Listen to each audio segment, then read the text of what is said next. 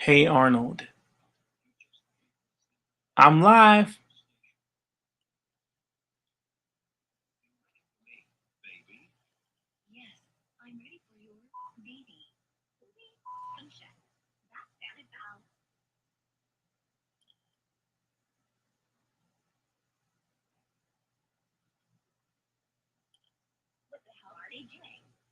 What up, everybody? Wait a minute, babe. I feel somebody recording us. I knew it. You perv. I'm gonna kick your ass. No, no, no, no, no, no, no, no, no. Hey guys, what's up? Sarah, why are you dancing on my head? How did you know?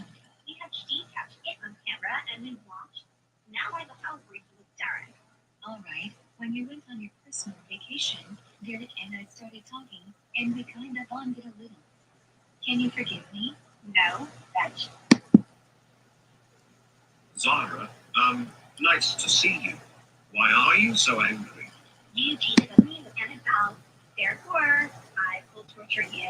Zara, I'm sorry. What the hell are you doing? Ow, you're squeezing my nuts.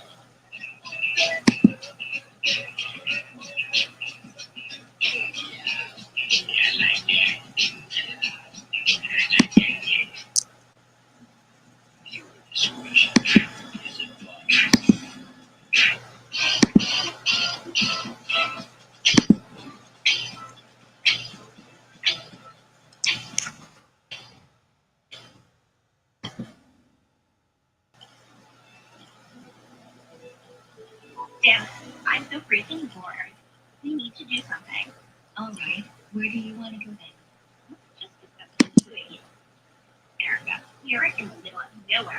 Well, you chose a house in the countryside. Not my fault you're so far from the city. I really don't give a shit, so what restaurant should we try? All Alright, right. let's go then. Just waiting on Mike to come and Reg. If he wants to come, he can if he wants to. Cause I know he loves Hey Arnold.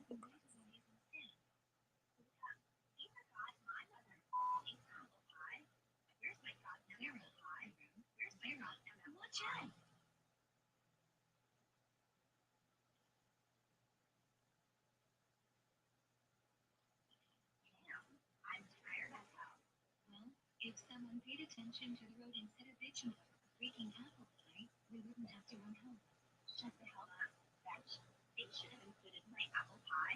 Whatever. Let's take a 5-minute break and then we'll continue running back home.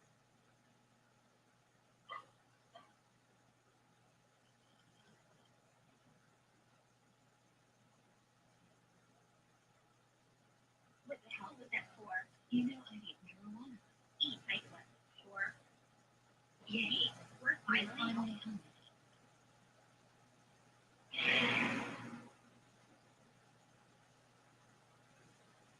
Oh no!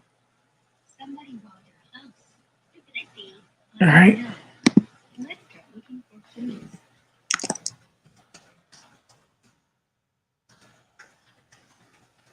Fine. Look at the window.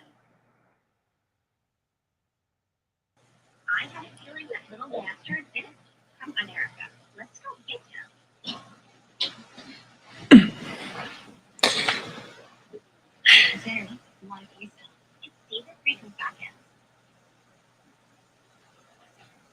Who gives a damn? We got a thief to catch.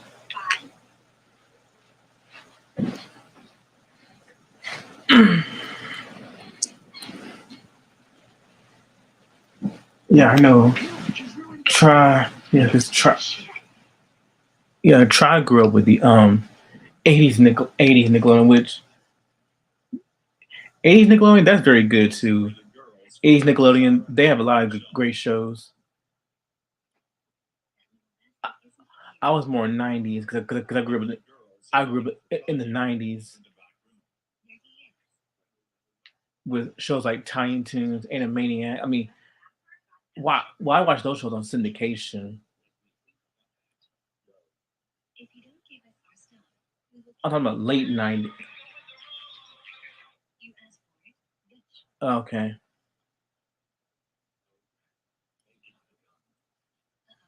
The gum doesn't work.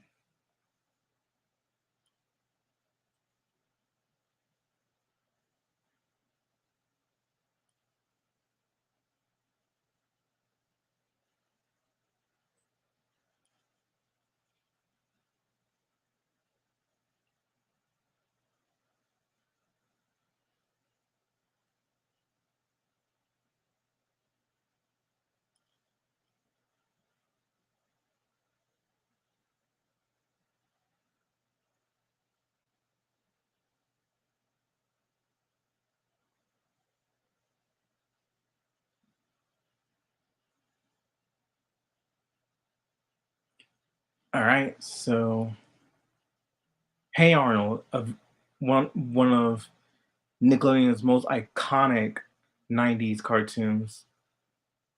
Like what Doug started, Hey Arnold took the torch, and it's like Doug, but it's a lot better than Doug. Not shitting on Doug, but Hey Arnold is like a more fleshed out version of Doug. That's how I describe it. It's like a more fleshed out version of Doug.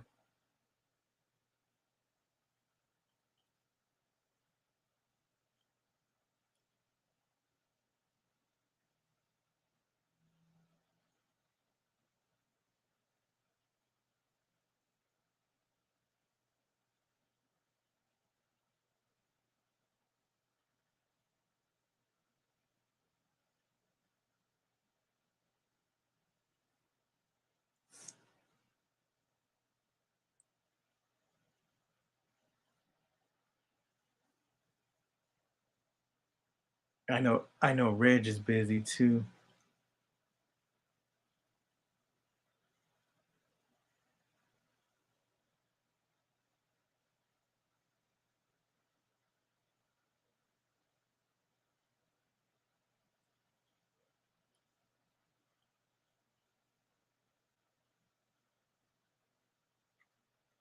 All right.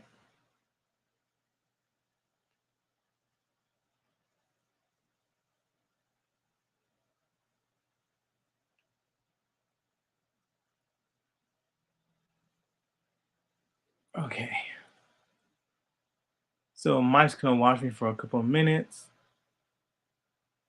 Yeah. It's one. Yep. Mike is one of it's one of Nickelodeon's most iconic cartoons. It's the way I describe it is Doug, but more fleshed out.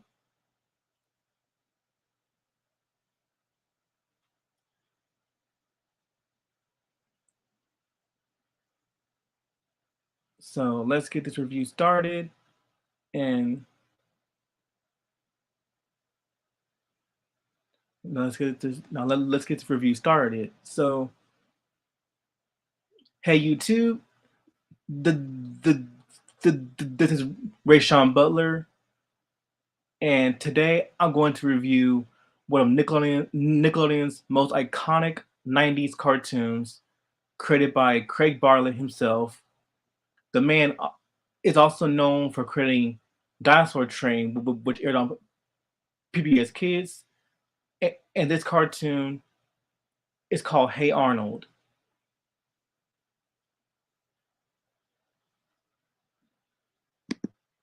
which which aired on Nickelodeon from October 1996 to June 8th, 2004. And the show centers on fourth grader Arnold Shortman, who lives with his grandparents in an inner city tenement in the fictional city of Hillwood, Washington.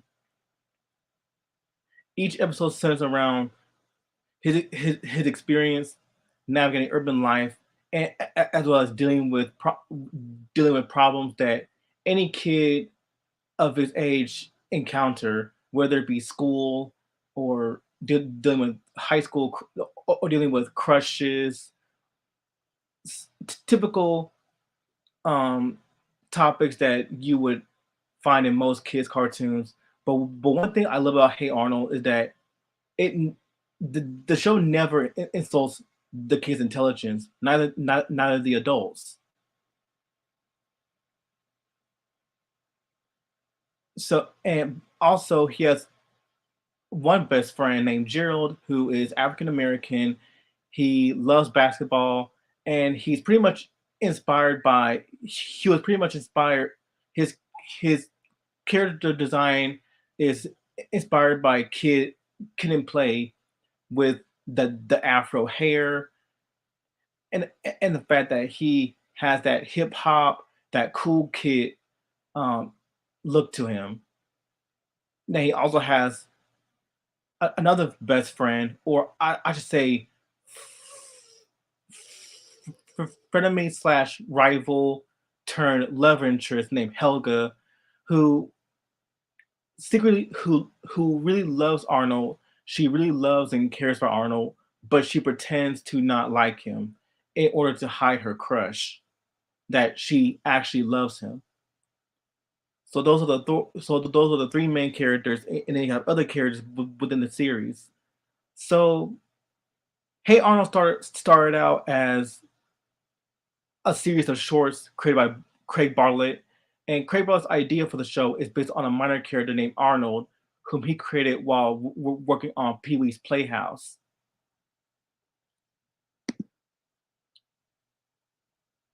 Craig Bartlett was born in Seattle, Washington, which he uses as inspiration for the backdrop of Hey Arnold.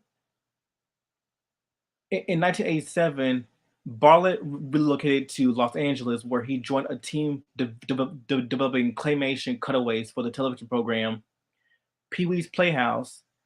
The short segment centered on a character named Penny and, and her friend Arnold. Bartlett later made three Arnold shorts. Arnold escapes from church, the Arnold Waltz, and Arnold rides a chair. The latter the latter aired as a filler short on Sesame Street in 1991. The same year, Arnold comic strips also appeared in Simpsons Illustrated magazine by Matt Groening, the creator of The Simpsons, who was also Craig Bartlett's brother-in-law.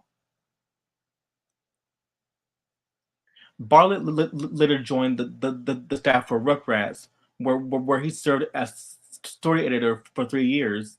In 1983, he teamed up with five writers from Rugrats to develop animated projects for Nickelodeon. These meetings were generally difficult, and the writers became frustrated. Bartlett recalled, "Our ideas were okay, but such a large and motley group couldn't get far at pitch meetings. Network executives got migraines just counting us coming in the door.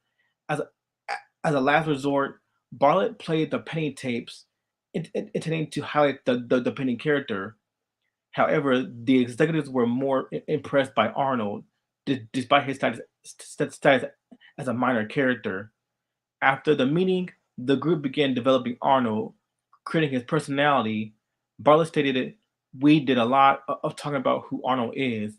We came up with the reluctant hero who keeps finding himself responsible for solving something, making the right choices, doing the right thing." After creating ideas for Arnold, Bartlett began work on the supporting characters, drawing influence from his childhood. A lot of the characters are an amalgam of people I knew when I was a kid. The girls in Hey Arnold are girls that either like or didn't like me when I was in school. In 1994, Bartlett began work on the pilot episode of Hey Arnold.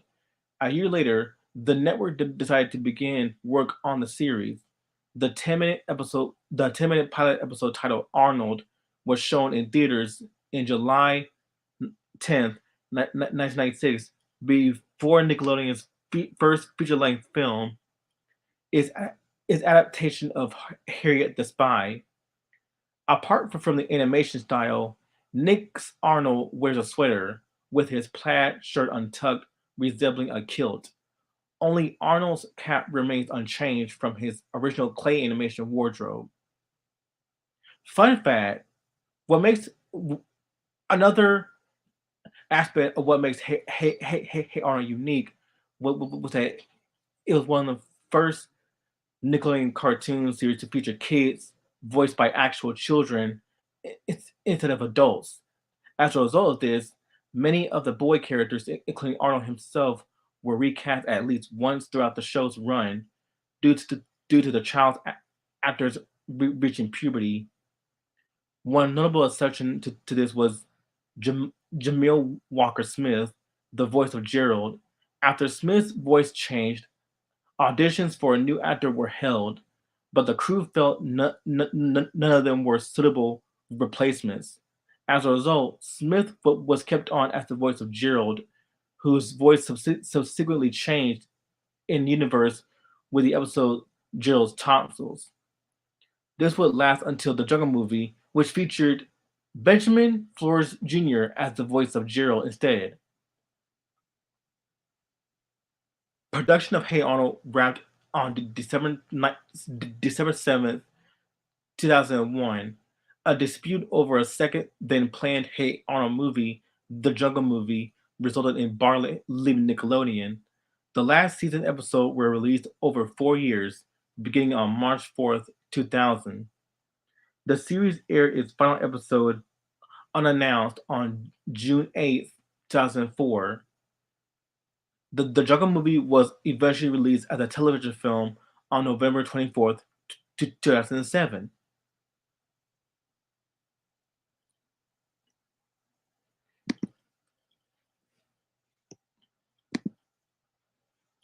The setting for Hey Arnold takes place in the urban fictional American city of Hillwood. Creator Craig Bartlett described the city as an amalgam of large northern cities I have loved, including Seattle, my his hometown, Portland, where he went to art school, and Brooklyn, the bridge, the brownstones, and the subways.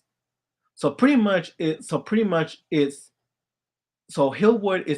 pretty much a mixture of Washington, a mixture of Oregon, and a mixture of New York. It's almost so Hillwood is a is a combination of three major major states that Craig Bartlett himself loved, which includes Washington, Oregon, and New York. The city also contains inspirations from Chicago, Illinois, such as a baseball field called Quigley Field, a reference to the real life Wrigley Field. Yvonne Levine of the Houston Chronicle co- commented on the series' backdrops of dark streets, nighttime adventures, and rundown buildings, all seen from a child's point of view. This also adds to the realism of the series, whereas whereas other shows such as Rocket's Modern Life, where they were more wackier, more surreal, more wackier, surreal. Hey Arnold had a more down to earth approach, which makes the series a lot more realistic compared to other series such as SpongeBob, Rugrats, and Rocco. At the end of the episode Road Trip, when Helga and Miriam are, are returning home after having car troubles en route to South Dakota, they pass a sign marking the Washington state border, implying that Hillwood is in Washington. The Pig War, as reenacted in the episode of the same title, took place on the boundary between what is now British Columbia and the state of Washington. A bridge that leads to downtown Hillwood resembles Portland's Burnside Bridge, while Gerald's house was modeled after the Victorian houses seen in Nob Hill, Portland. New York City, with landmarks such as the Empire State Building, Twin Towers, and the Statue of Liberty visible in the skylines, was also seen in Helga's dream in the episode Married, presumably as a separate city from Hillwood in universe.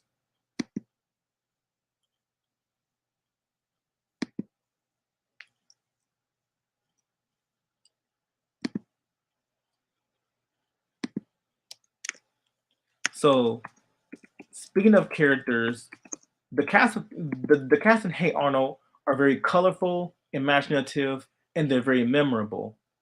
The, what makes Hey Arnold special to me and everyone else is that nobody in this show is perfect. Everyone has their flaws. Everyone has their strengths, and that's what makes them human. That's what makes them three dimensional, nuanced, and it gives them a lot of character. It gives, and it gives them a lot more realism compared to other cartoons such as the Loud House, which the characters in that show are nothing more than their stereotypes. Where now in Hey Arnold, you have your stereotypes, but what the show does with those stereotypes is that they at least give the characters at least it gives them more dimension, more development when compared to shows where they have the stereotypes, but they never go out of the way to actually write them in a way that makes them nuanced. So, so the main character is Arnold, and Arnold is the football-headed kid. He is kind. He's caring. He's lovable. He always sees the good in things.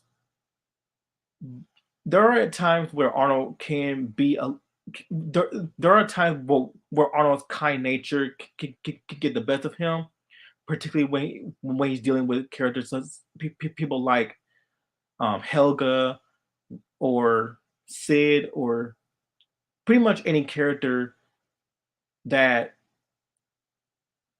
he often gives advice to, but some of them don't take it into a but some of them don't take it into account, a la Oscar Kakashka, whom I'm gonna get to later. But Arnold is a very kind. He's very honest. He doesn't. He's very blunt, but but he's very nice to other people. And like I said, as when the show debuted, he was he was more or less a daydreamer. Like he's he's easygoing. He's pretty much a daydreamer. But as the series went on, he becomes this guy who always gi- gives advices to people, very helpful advices, which not only helps other people, but it also helps him help himself grow as a person. And not only that, he's also like and not only that, he's not. And one thing about Arnold is that he's not always perfect. While he is a very kind, a genuinely good person, Arnold Arnold himself is not perfect. He can be naive.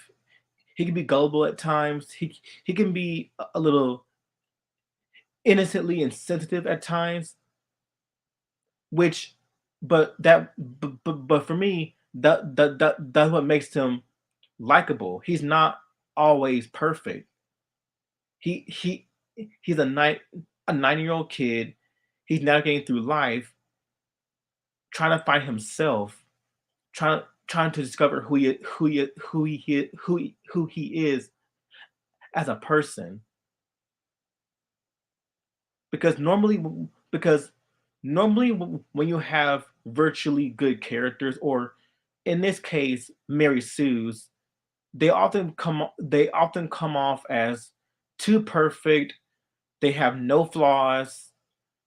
They act like they're above everybody, which is not true, because in this world nobody's perfect.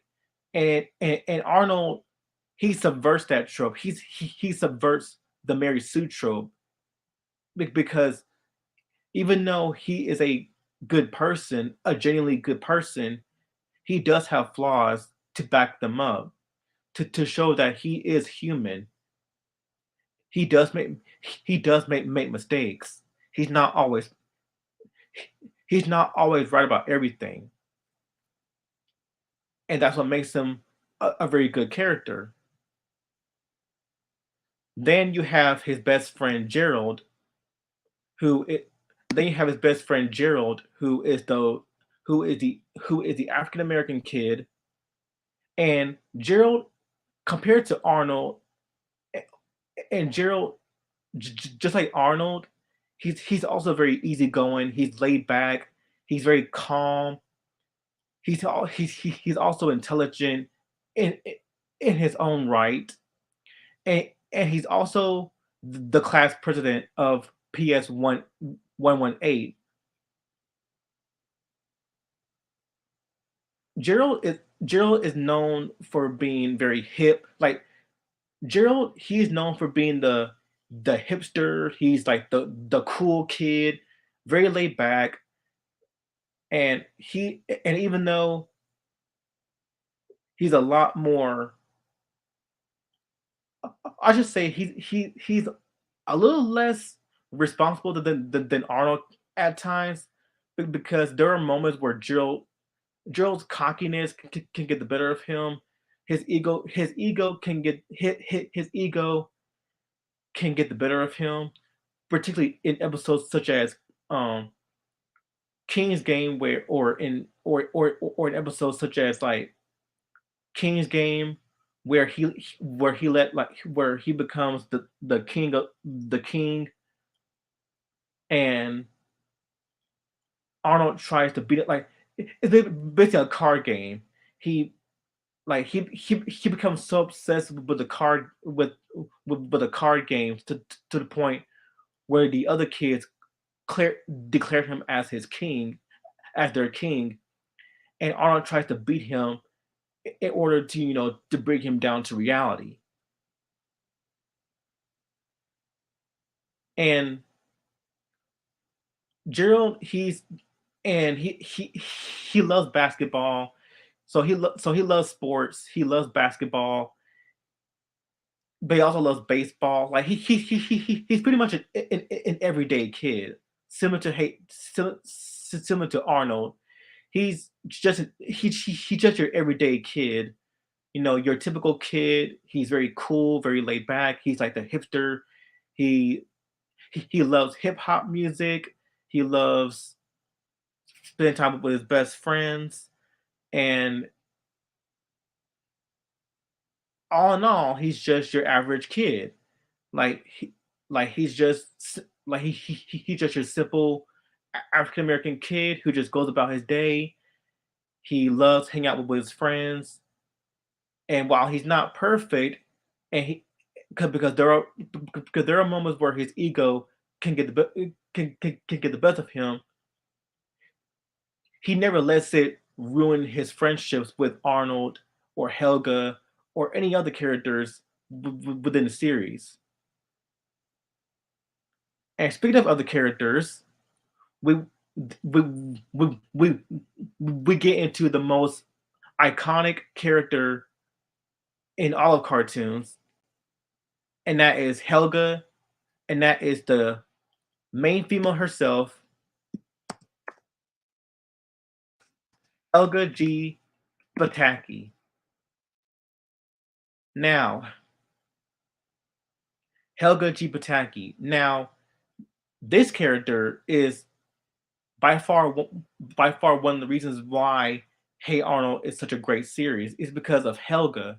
Helga carries this show because normally because yes, when when people think of Helga, they think of her as this mean bully. Like she's very like they think of her as this angry, mean, Shirley bully who always picks on other people. She's very malicious. Most of the very malicious. She, she's very rude, very blunt with her words. She's very deceitful at times. But that's just a front that she puts on. That's just a facade. And yes, there are moments where she can be mean, like genuinely, genuinely rude and mean to other people. But she does have a soft side. She loves Arnold, which is one of the driving forces of this show, which is her relationship with Arnold, which is the most prominent aspect of this series. Helga is the like I said, she's the bossy bully, the bossy fourth grade bully. She wears a bow on her head. She she pretty much has one of the saddest backstories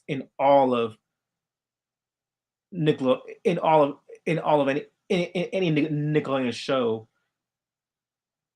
because when you get down to it, and the reason why she acts like a bully, the reason why she acts so angry is because Helga felt unloved as a child when she was very young. And one of the episodes that highlight this was the episode Helga on the couch, which revolves around Helga interacting with her therapist, where she just tells her about her life, how she got neglected as a child because her parents named Bob and Miriam, they're pretty much they pretty much neglected Helga all her life. They focus more on her sister Olga, who is the perfectionist and many and who is the perfectionist. She's very perfect in everything she does. She's a straight a straight A student. She knows how to play the piano. She's very talented. Something that Helga resents. But Helga herself is talented herself, and, and we've seen it. And we've seen it in in it's shown in many episodes that Helga has talent. The problem is that she doesn't really apply those talents, when it comes to academics or anything important. But Helga herself is also talented. Like she knows how to write poems. She's very artistic,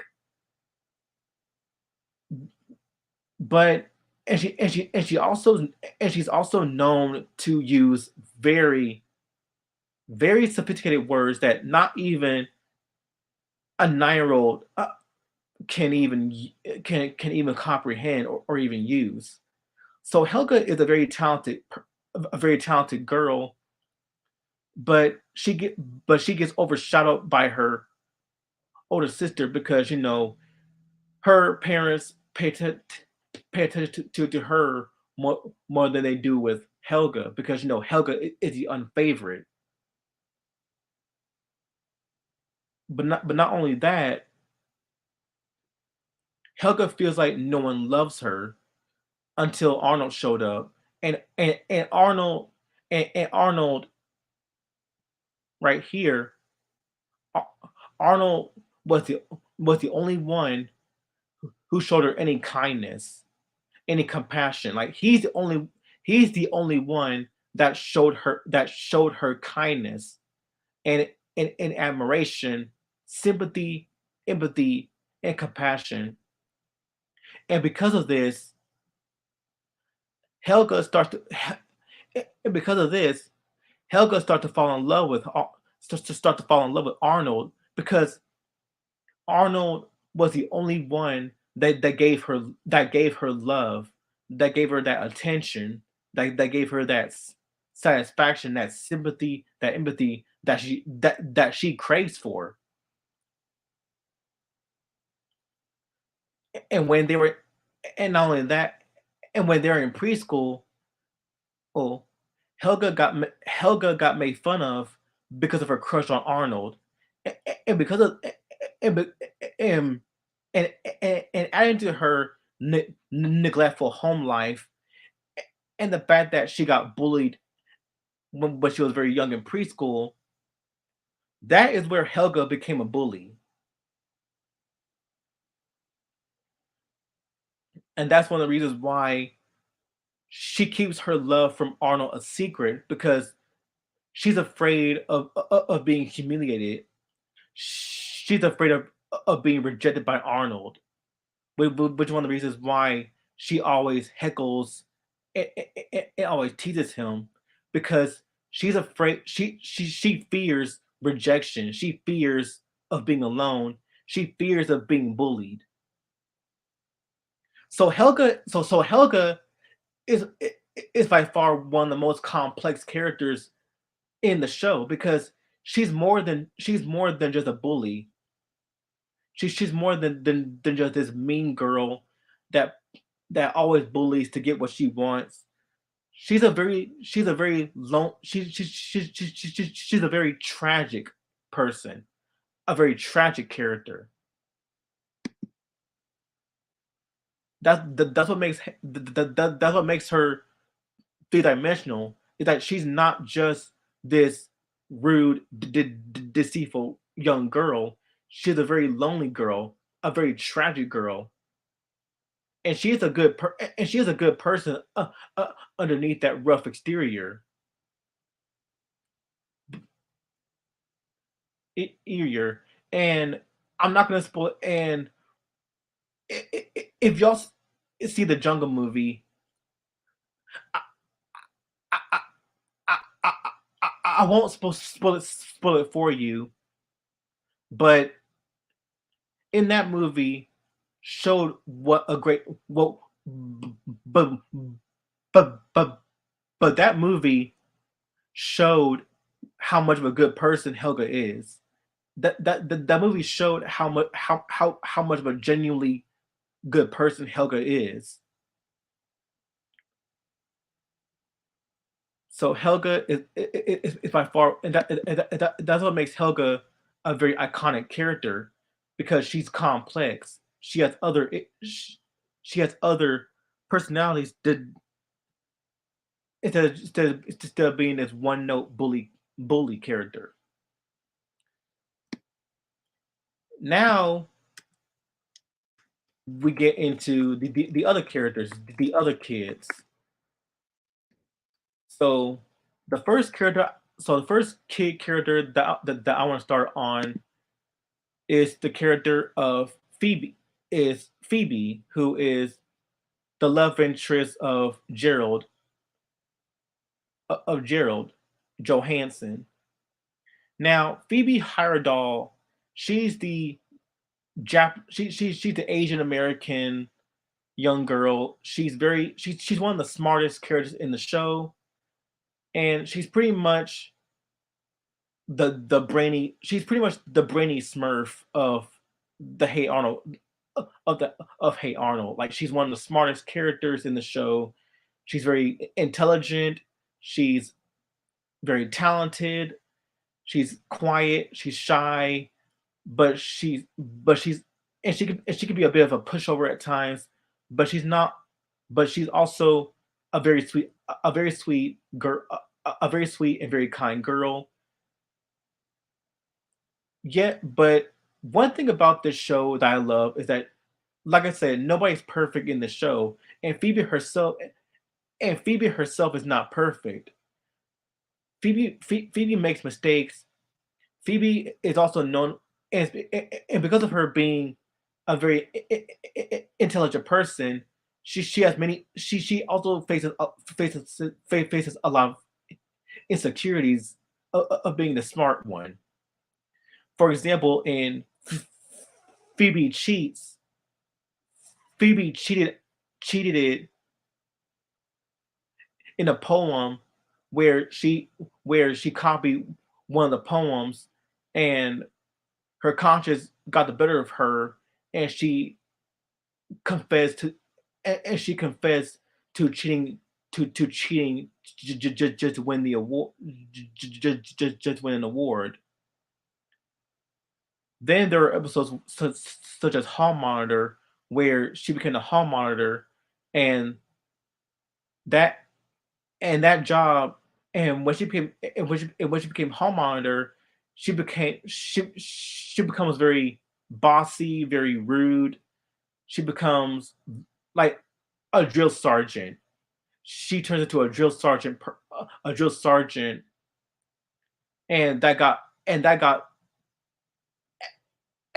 to her head to the point where she resigned from being a hall monitor and went back to being her sweet self, her sweet kind um personality because that job got because that hall monitor job got the better of her. And also Phoebe and also she is of Japanese not Japanese. She is of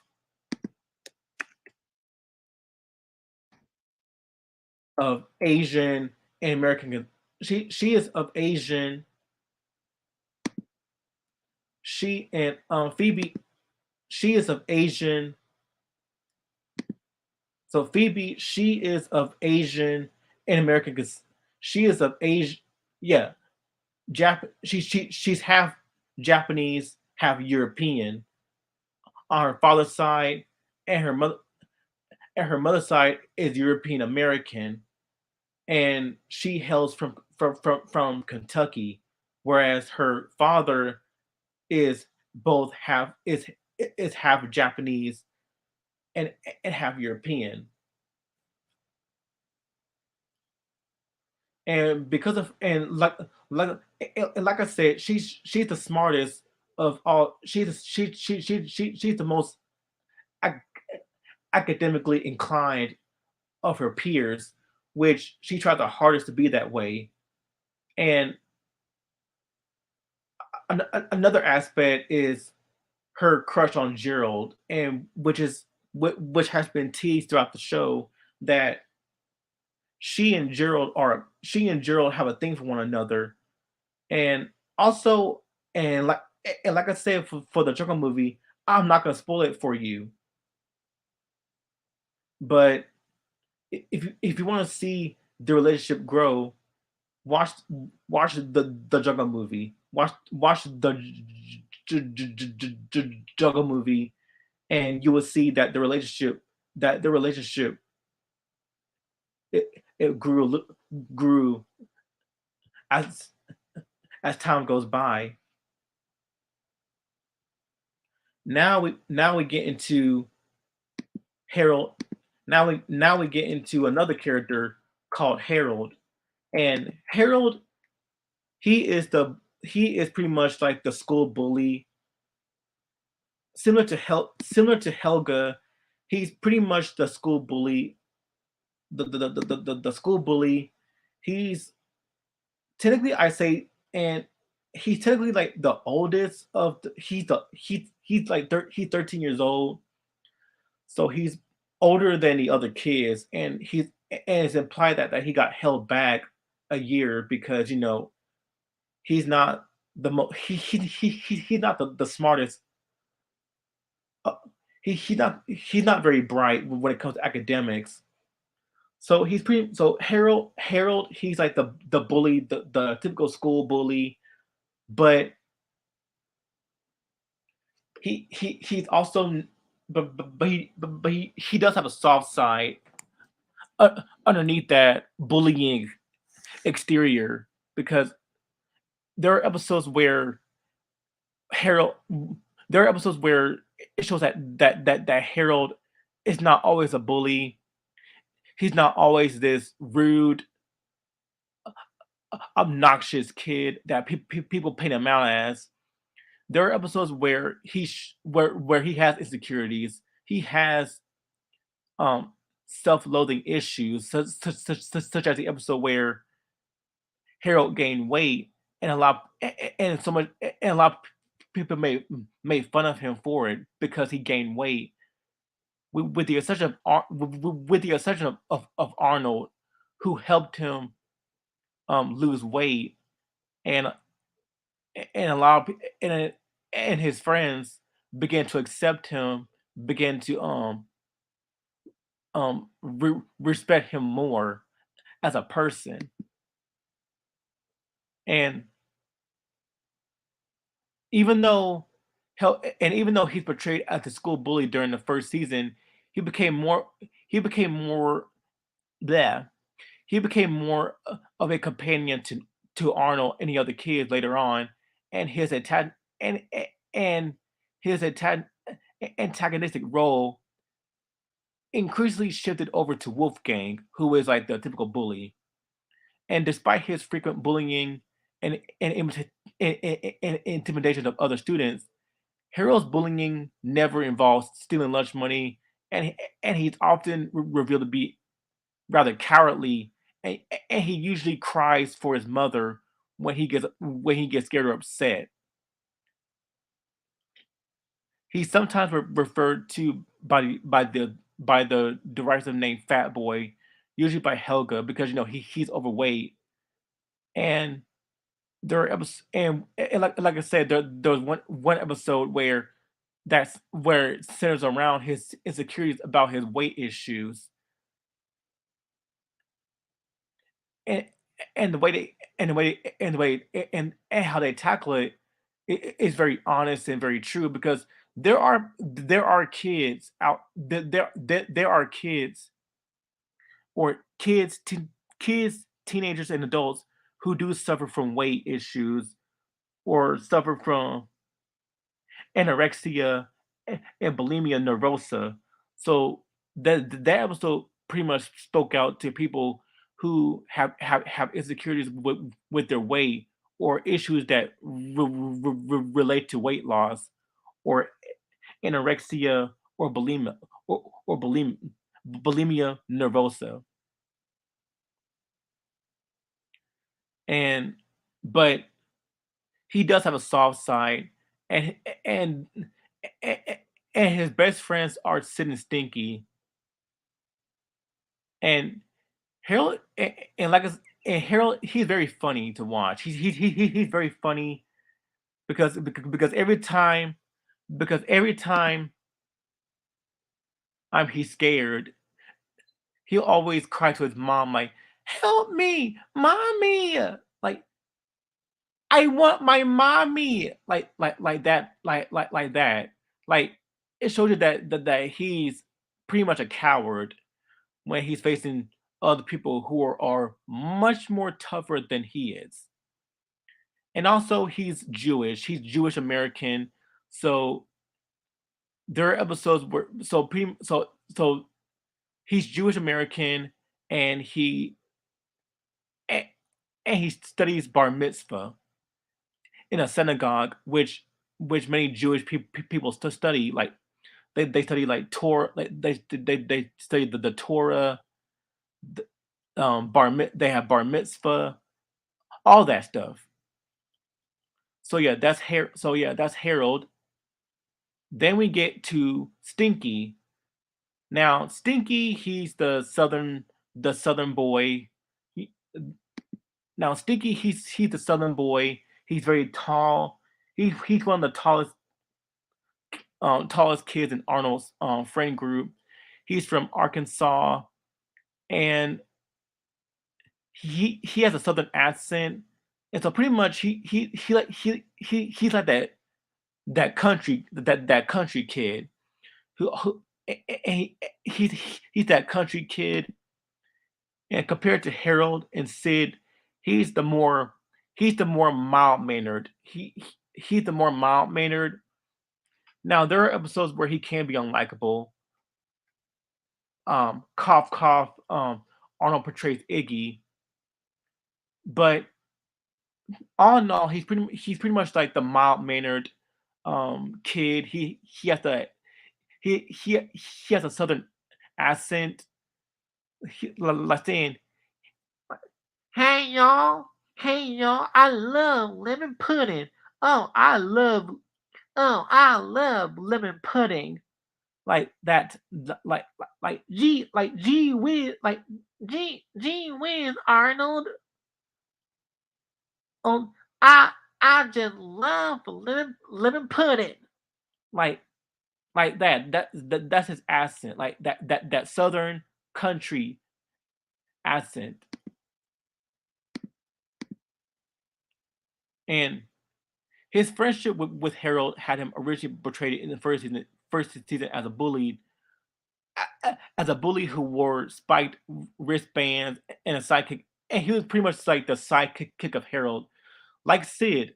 Sid is also a sidekick to Harold, though he pretty much um evolved into a more affectionate and more mild mannered and romantic character, and he's pretty much viewed as the lady as the lady as the la- as the late ladies' man, whom some of the female characters swoon after him, despite him being like very lanky with a with a gag nose, and and he he also loves lem, lemon pudding, which is his favorite food is lemon pudding. Oh, I just love lemon pudding. I love lemon pudding. And yeah, that's Stinky, the southern, very kind, very mild mannered southern kid from Arkansas. And now we get into a character that is both liked but is also both hated it for justifiable reasons, and that is Sid. Yep, Sid, the baseball, yeah, Sid, who wears his cap backwards. Yep, Sid. Sid, Sid, Sid. Now, when it comes to Sid, he's pretty much a contradictory character. Like he's a character that a lot of people have mixed feelings for. On one hand, Sid can be your best friend. He can be that guy that will always have your back. Like, but like he'll be that best. Like he'll be that one person who would always have your back, who would always be your best friend, who will always hang out with you to the very end. But there are moments, there are other moments where Sid can be unlikable an unlikable asshole. Yes. Sid can be an unlikable asshole, and you'll either love and he's pretty much that character that you would either love or you will either hate. And with me, I'm mixed with Sid, because like I said, Sid can be likable, but he can also be very unlikable. One of the most one of the most infamous episodes that showcase how unlikable he is the infamous episode Arnold, but Arnold betrays Iggy. In that episode, Arnold. So in that episode, Arnold visits Iggy, where Iggy reveals that he wore bunny pajamas, and he begged Arnold not to tell anyone that he wore bunny pajamas in private. Yes, Iggy begged Arnold to not tell anyone that he wore bunny pajamas because it's private. Because Iggy is one of the most popular students of PS1A8, and he does not want his popularity to be ruined. But whew boy. But on the bus, when Arnold got on the bus, Sid and Stinky were telling him were asking him, "Hey, Arnold, what's so funny? Tell us, what's so funny? Why are you laughing?" And Arnold was like, "I can't I can't tell you. I mean, it's funny, it's amusing, but I can't tell you. I promise Iggy I won't tell anyone." However, when they got off the bus and when they almost head into the school, Sid pretty much out of the blue said, "Oh, said, oh, it's not like oh, oh, it's not like he was wearing bunny pajamas, right?" And pretty much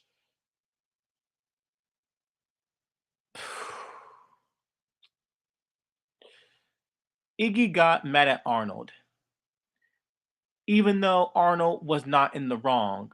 He was like Arnold was not in the wrong for doing that because Arnold begged himself, like because Arnold kept his word. He kept his word that he would never tell anybody, and he did.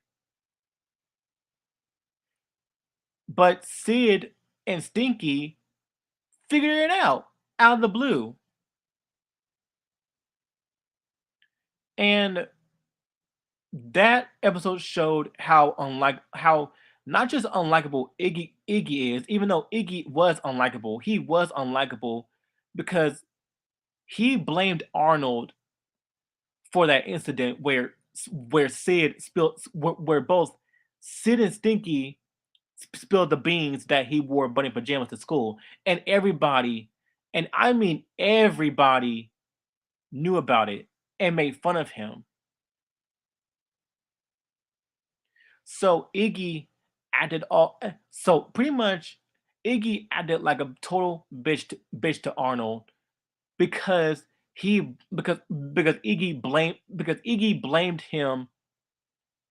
He blamed Arnold for spilling out his secret, even though Arnold never told anybody. He never told anybody about that. Like he kept his mouth shut. And so because of this, Arnold pretty much did all of his chores. Like, and what I mean by his, I mean Iggy.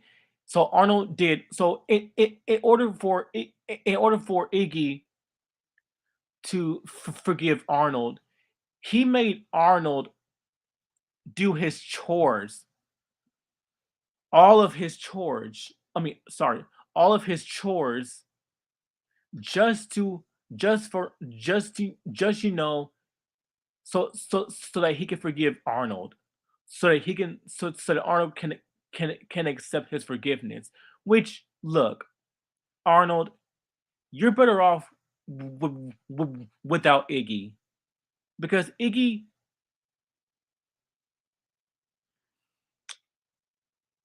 was a total asshole to you. Why would you even put up like?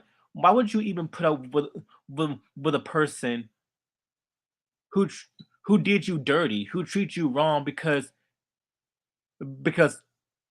two goons spilled your secret? And that's one thing that hurt it that episode is that while Iggy realized at the end, while he did realize what he did was wrong, it was too little too late. And Arnold went out, and the the most heartbreaking scene to watch was where Arnold went out, excuse me, where Arnold went out, he went outside in pajamas, and in order for Iggy to forgive Arnold, Arnold has to humiliate himself. It so Iggy can forgive him, which is the most saddest, the most heartbreaking scene to watch because, and the reason why I say it's heartbreaking is because his grandfather Phil, his grandpa Phil,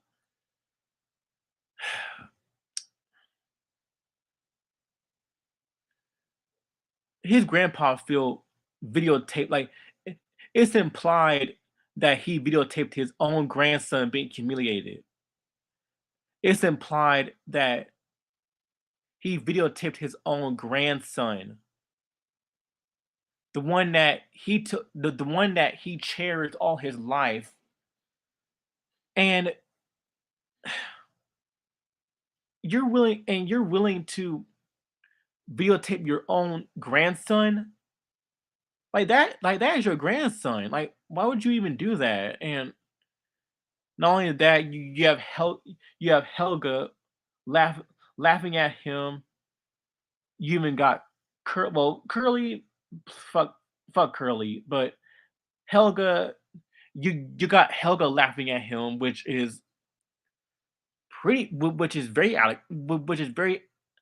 of character because Helga, while she can be a bully to Arnold, she only bullies him because she pretends to hate him in order to hide the fact that she actually loves him. So when you see this, it comes off as out of character. So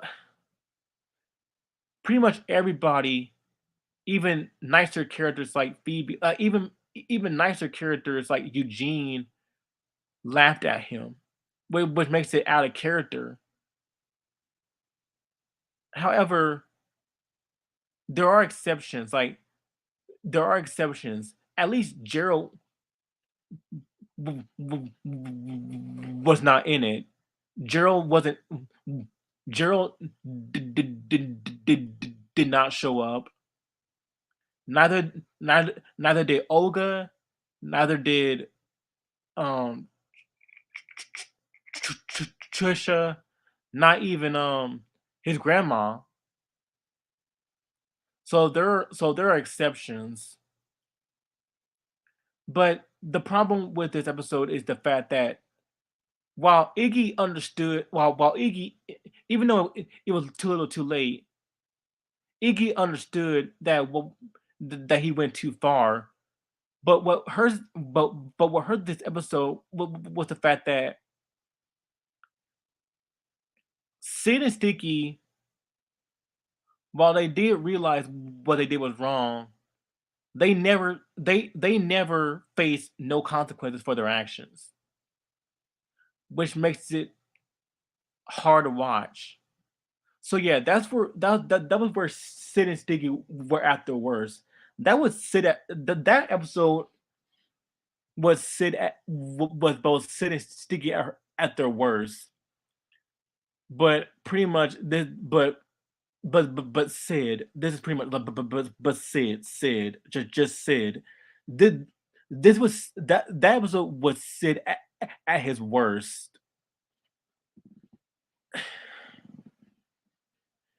Another episode is another episode where where it showed Sid being a jerk was the episode Bag Money, where he pretty much accused Arnold for robbing money, and he's pretty much he's pretty much acting like an asshole about it. Like, dude, can you at least let Arnold speak?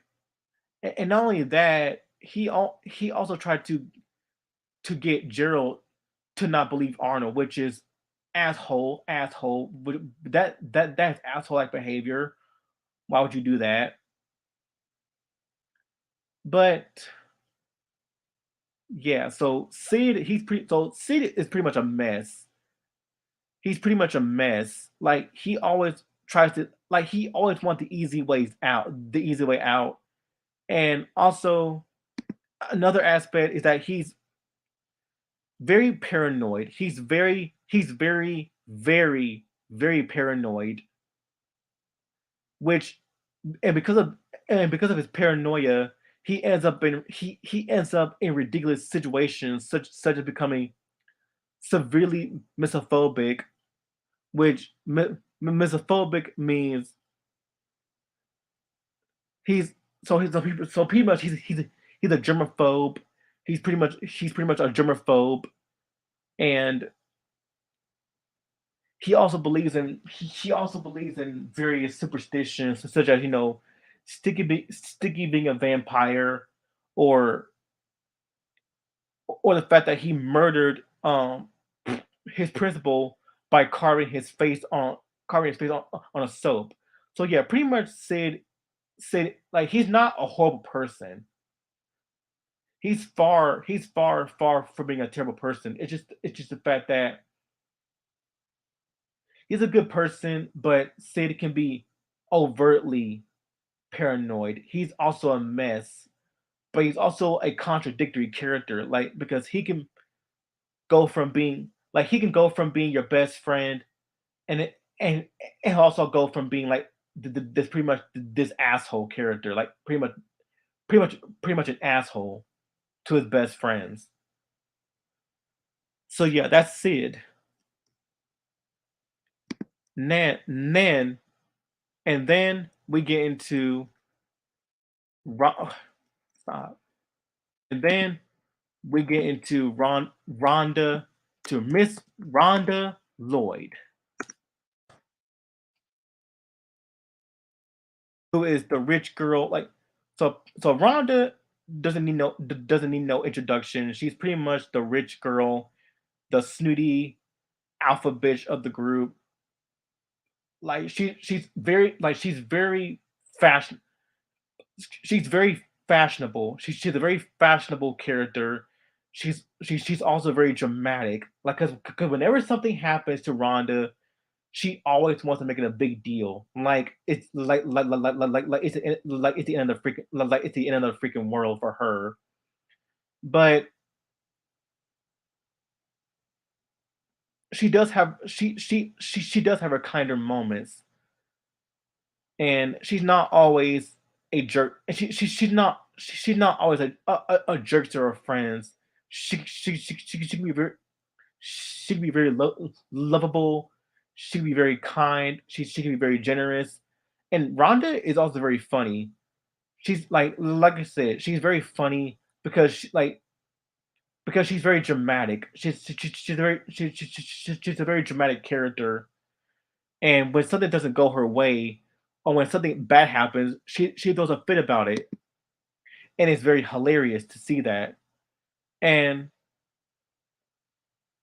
both of her parents are stereotypically preppy, and even though she's always seen as concerned, and even though Rhonda is known to be very stylish and very girly girl, she's also a phenomenal athlete.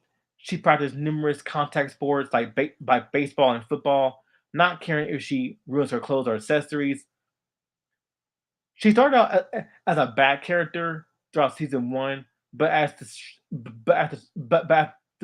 show went on, she was given a larger role. Oh, that started with the season two episode called Rhonda's Glasses.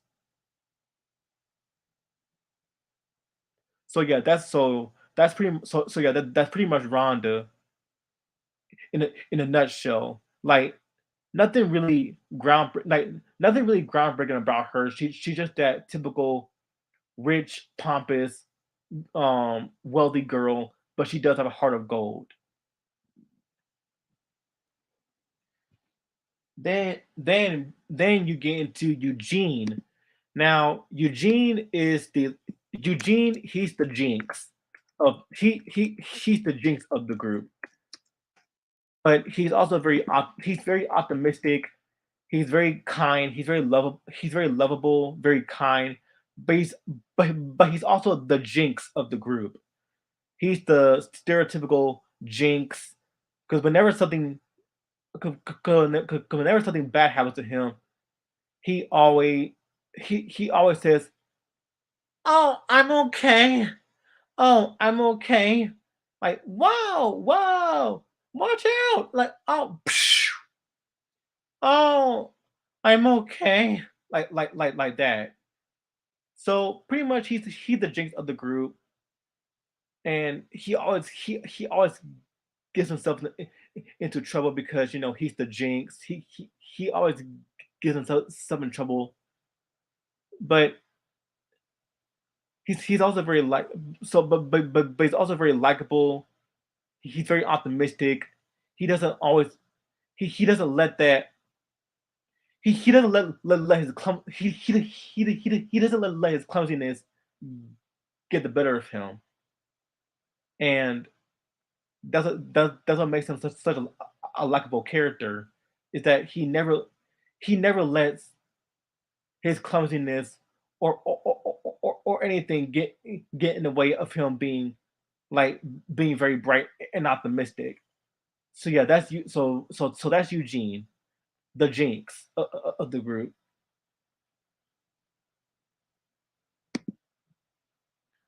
And then we get into Lila Sawyer, who is the Mary Sue, as you would say. Like she's pretty much so so Lila. She's pretty much the Mary. So Lila is the Mary Sue, like, or how she started off as like this Mary Sue of a character. Like she's very prim, she's very proper, she's very kind, sweet, nice. She doesn't have she doesn't have she doesn't have a mean bone in her body when compared to other characters, because no, she's always perfect, she's always kind and sweet. But that's not the case. When she started in the episode Miss Perfect, Lila, it's shown that Lila isn't who she appears to be. Like, while she does appear as this clean cut Mary Sue type of character, she's not always perfect. She does have insecurities, and she lives in a rundown apartment, as seen in the episode Miss Perfect, where after Helga because after Helga okay, no because after Helga, Phoebe, Nadine, no, start sorry after Helga, Nadine, Phoebe, Sheena, and Rhonda made fun of her and humiliated her in public in the cafeteria. When they went into when they arrived at Londa and at Lila's house, when they arrived at Lila's house, they saw that Lila is not as perfect as as they as they perceived her as. Like she lives in a rundown house.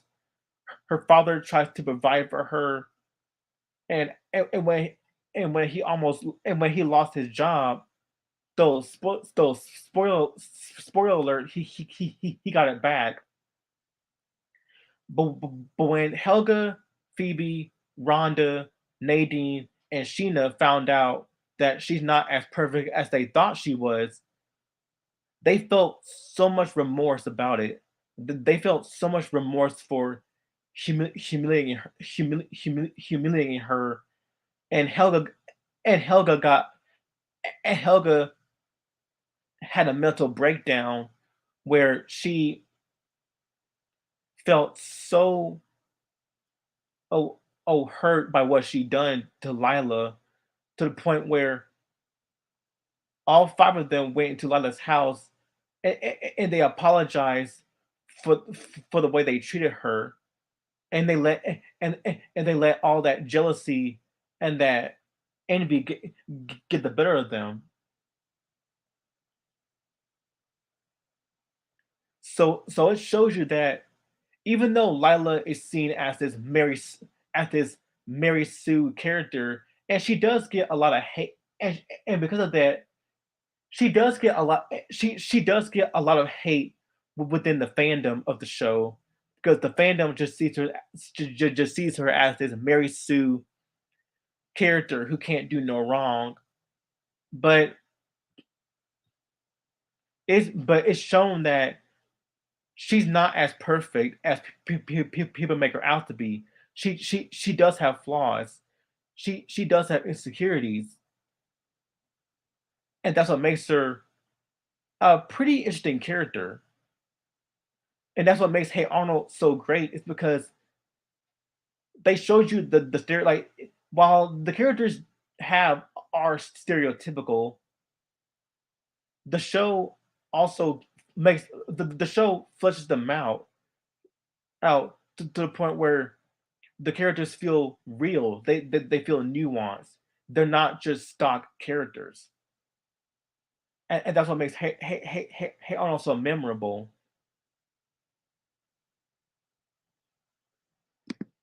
Then now we get into we get into the adult characters. Now with the adult characters, I'm not gonna get into all that much, but I'm just gonna skim through these. So Oscar is so now so first we're gonna go to to Arnold's family. Then you have Phil, Phil Shortman, who is voiced by Dan Cast, Castellaneta, who is well known for voicing Homer Simpson from The Simpsons. And and Phil, he is Arnold's cheery, fun-loving grandfather, and he's he's like that wacky. He's very wacky. He's very he's very wacky. Very um very optimistic. He's pretty much he's pretty much kind of like a foil to Arnold in the fact that while Arnold is more easygoing, more laid back, Phil is more lively. He's more energetic. He's the wacky grandparent, but he's very attentive towards Arnold. He always gives Arnold really good advices, even though at times they're not always the best advices. He does cherish his love for both Arnold and for his wife Gertrude. And speaking of Gertrude, she's also just as wacky and as hyper as her as her husband, but Phil is a little bit more down to earth, whereas Gertrude is more wacky and more that fun loving grandma type. And like Arnold and like Phil, she's very caring and very lovely towards both of them. And fun fact, when Gertrude and Phil were little, Gertrude acted just like Helga, because when Gertrude and Phil were little, they were pretty much Helga and Arnold. They were pretty much just like Helga and Arnold. And the fact that Gertrude also made also teased they made fun of Phil because she genuinely loved him, such as tattling on him, um doing things that Helga would normally do to Arnold, like tease him, being harsh to him, but but but it's all in the name of love. So Gertrude and Phil are very loving. They're very loving grandparents, and they always support and cherish Arnold to the very end. and that's what makes Gerd and that's what makes Gertrude and Grandpa feel very likable characters is because they're very lovable, they're very kind, and they're very compassionate, and and they always look out for Arnold whenever he's in danger. So and, so we also get into Arnold's parents. Now, when it comes to Arnold's parents, I'm not gonna I'm not gonna go full into I'm not gonna go full in depth on Arnold's parents because Arnold's parents that's that's very spoilery. So yeah, so I'm not I'm not gonna go into his parents, but if you want to know more about his parents, if you want to know more about Arnold's parents, watch um the Jungle Movie or watch episodes such as Parents Day or better watch the episode The Journal, which goes in depth which, which goes in depth to, to the whereabouts of his parents.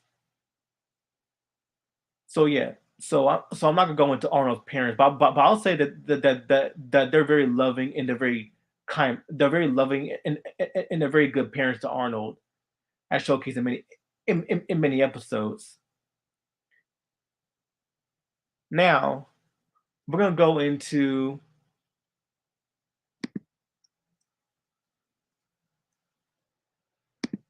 so now we're gonna go into Arnie. Now Arnie is he's pretty much Arnold, but Arnie he's the autistic he's autistic.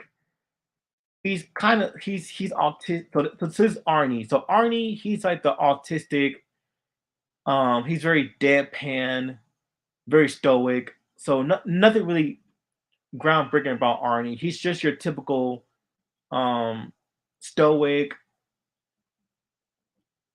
stoic, neutral, very deadpan, autistic character.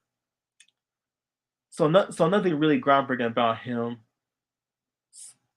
He's just your stereotypical stoic kid who loves he loves c- c- collect, collecting lint.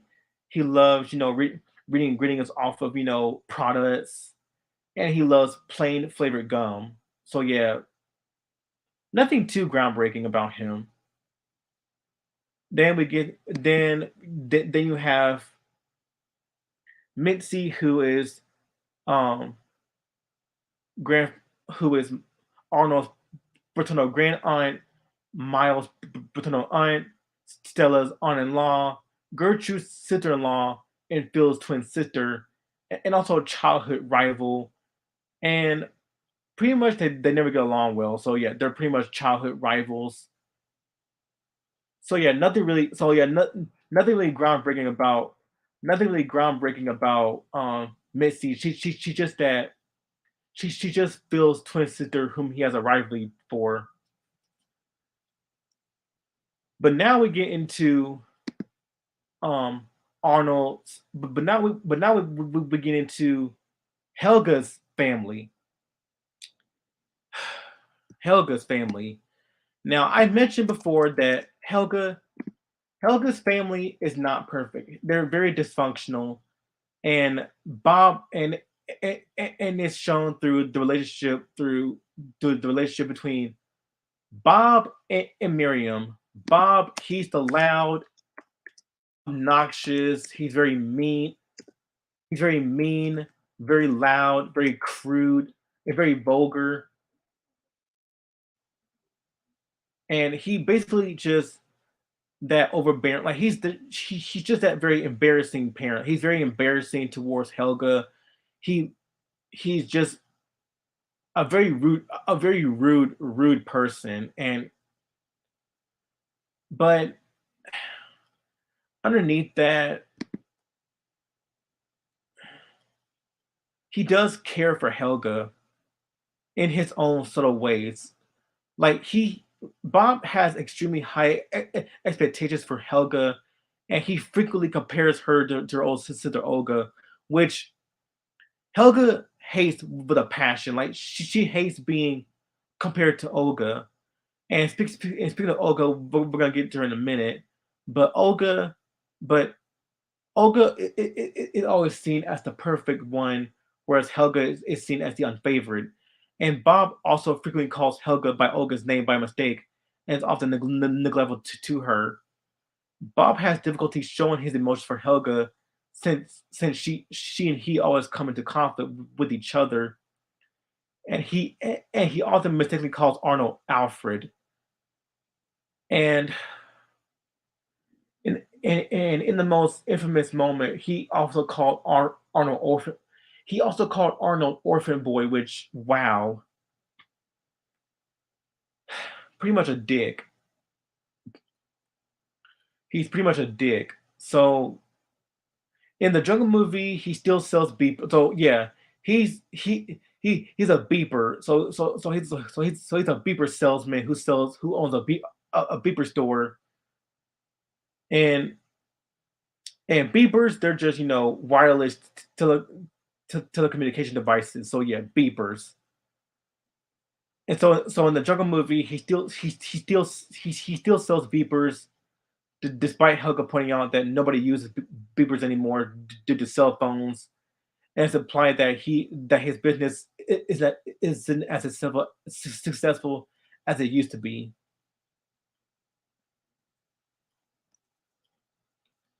So yeah, Bob Pataki. Then you have Miriam Pataki, who is the mother of Helga, who is the mother of Helga and Olga, and is the wife of Bob. Now, Miriam, she is the alcoholic. She's the alcoholic, and it's no surprising. It's no surprising that Miriam is an alcoholic. Nickelodeon just loves to you know boulderize the fact that she drinks smoothies. And fun fact, people do put season. They put stuff in their on smoothies, whether it be cocktails or whatever. So it's obvious from the jump that Miriam is an alcoholic. Like she slurs her words. She's very depressed, and she is shown slouching and sleeping and sleeping everywhere in the house, and she forgets where she is most of the times. And but and she and so pretty much she's alcoholic. And she's very she's very forgetful most of the time. She's very forgetful. She's very forgetful. But there are moments where Miriam does show that she does love Helga. And during the episode where she's so during the episode where Bob Bob introduces back, Miriam fills in for his beeper beeper salesman for beeper work. And during the episode, Miriam sobers up and holds the fort.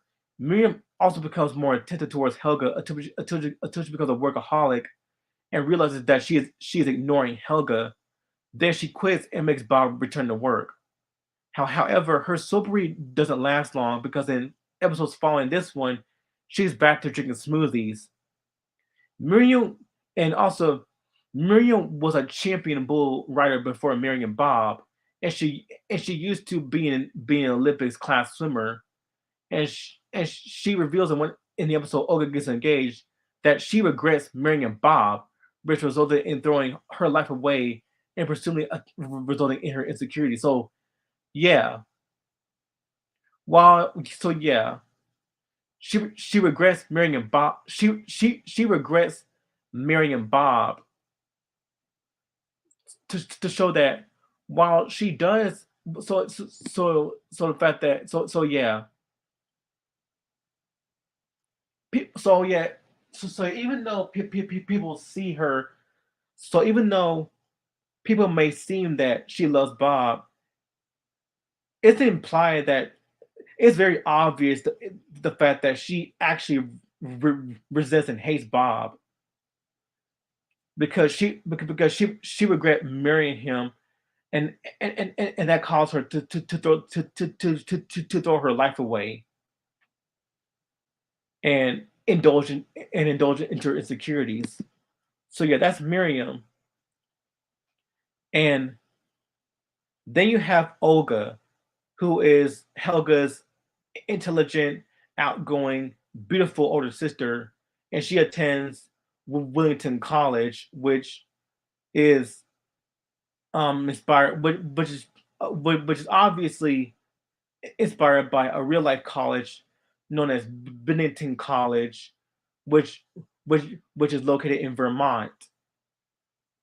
Now, Olga gets a lot of flack for being Olga gets a lot of flack for being this very Mary for being this Mary Sue type of character because she's always perfect and she's very like she's always perfect. She's academically inclined. She's very talented. She's very attractive, and yeah, pretty much the Mary Sue. But what some fans do not realize is that Olga suffers from perfectionism, and when someone suffers from perfectionism, they become so crippled with anxiety and depression and stress. They want everything to be perfect. So basically, she has OC. So yes, so she has OCD. So yeah, so she pretty much has OCD, which pretty much hinders her from being so which pretty much causes her to spiral out of control when things when she sees something that is not perfect, she goes into a downward spiral. And while it does seem that her parents do love her, they only love her because it's expected it. They don't truly love Olga like they seem like they like they seem they do. They just love Olga because it's expected it. They love Olga out of the fact that she's perfect, that she's the perfect daughter, that they treat her as his wind up doll, that that her that they treat her as, as his wind up doll that is expected to be perfect. And Olga and Olga resents that. She resents that. And in the episode, Olga comes home when Helga confessed to the fact that she changed Olga's grade to a B plus. Olga never got mad at her. While Olga never, while Olga never agreed to the idea. Okay, while Olga never found okay, while Olga never liked the fact that Helga changed her grade, she never got mad at her because because Olga knew that she wanted to be ignored like Helga, and she's sick and tired of being treated as this wind up doll, as this perfect wind up doll that her parents made her out to be, and she just wanted to, she just wanted to live her life as a normal functioning girl. To which Helga understood that. She understood that.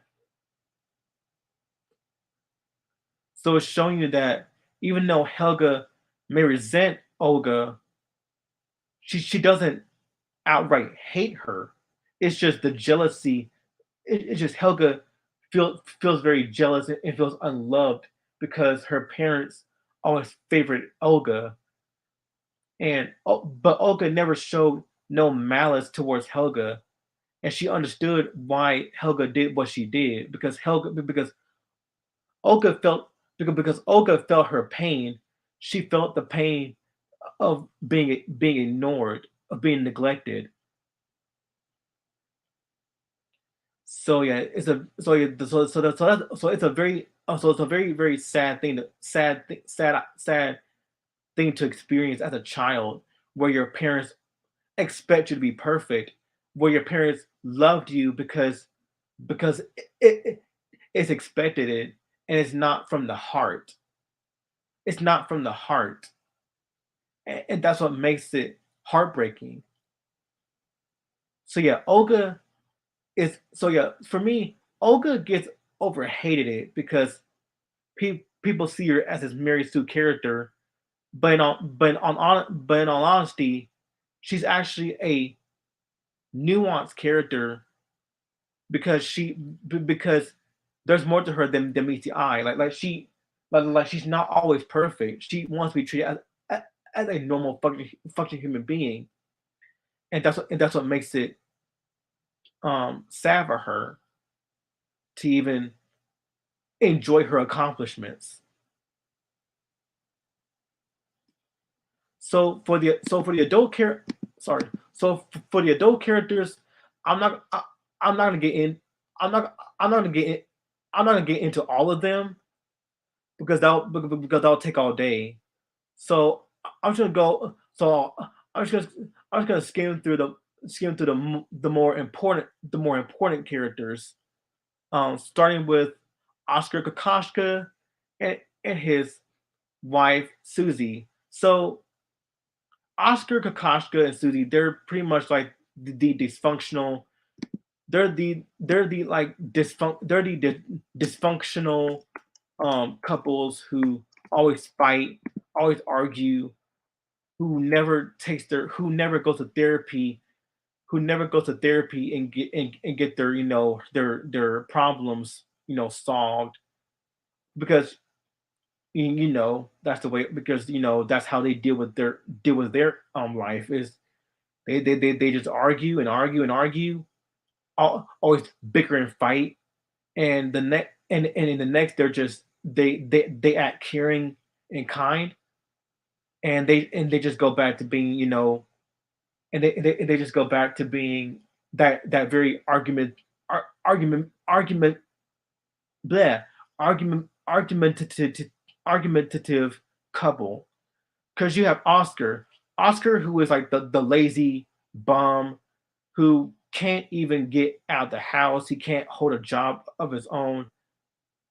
And while he does have a heart and he does have moments where he does act responsible for the very first time,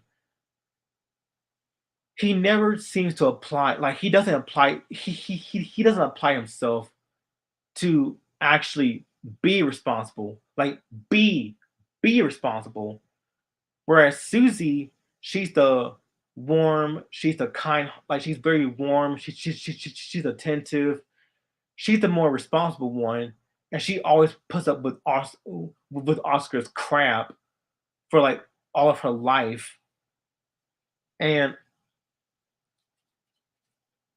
she always go she rightfully scolds Oscar for his laziness and for the fact that he acts like a jerk towards her, and because he couldn't hold his foot down, he couldn't get a job and just do his fair share, do his own fair share in the apartment, in the boarding house that he lives in with Arnold and the rest of the gang, and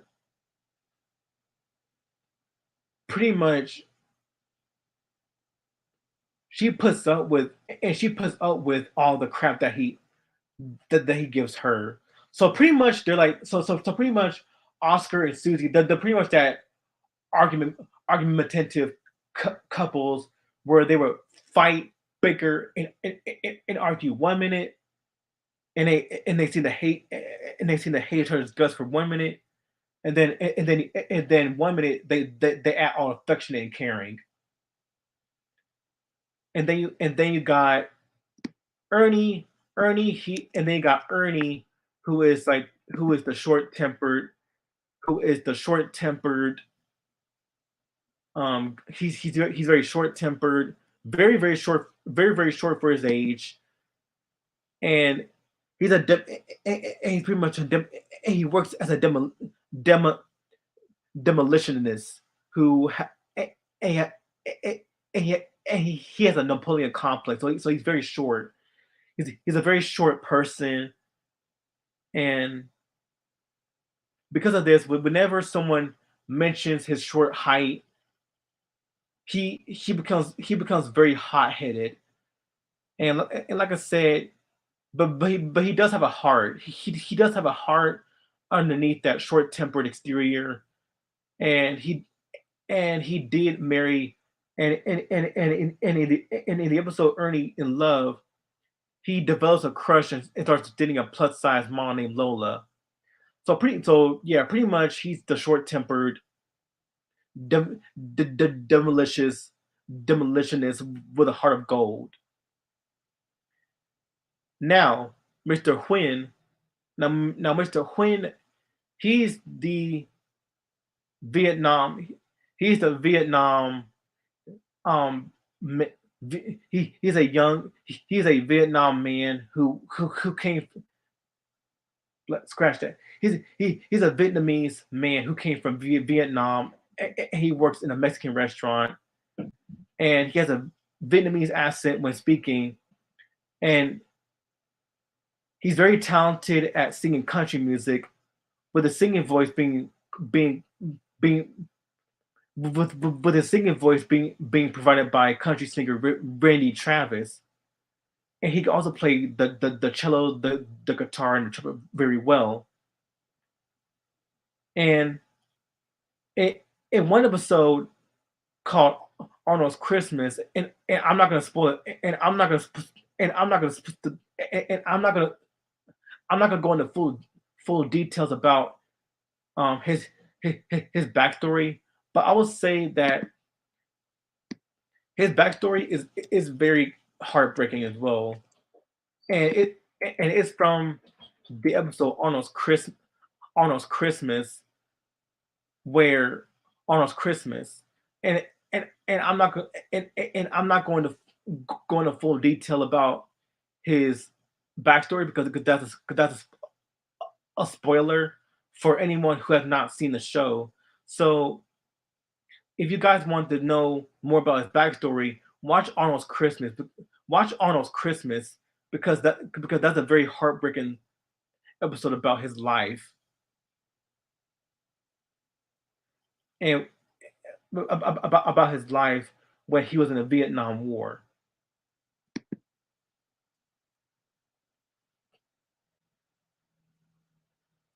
So now let's get into the episodes that I love. So now let's get into the episodes of the show that I love. Uh, oh, you know what? Oh, you know what? I'm gonna go. I'm gonna heat up. I'm gonna go heat up my dinner right quick.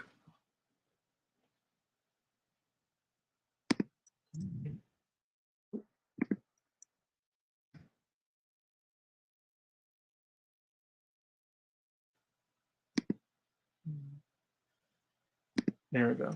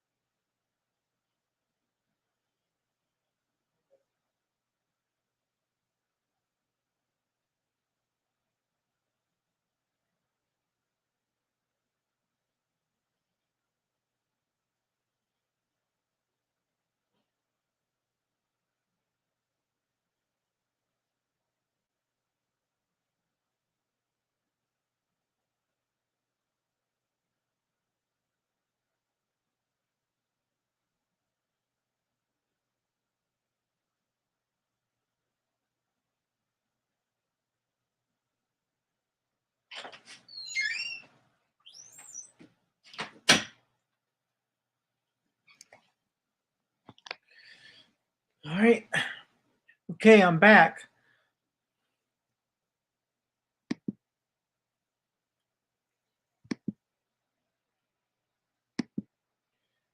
Okay, I'm okay. I'm back. Okay, I'm back. So let's talk about the episodes that let's talk about the episodes that makes Hey Arnold such a memorable cartoon. The um and we're just and I'm just gonna talk about three major episodes that solidify of why Hey Arnold is a very memorable cartoon.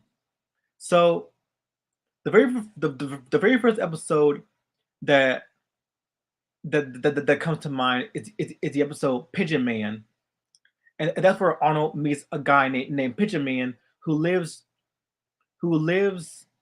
at the top of the top of the roof of a very large building, and he and his only friends, his only family are pigeons because nobody loved him, nobody cared for him.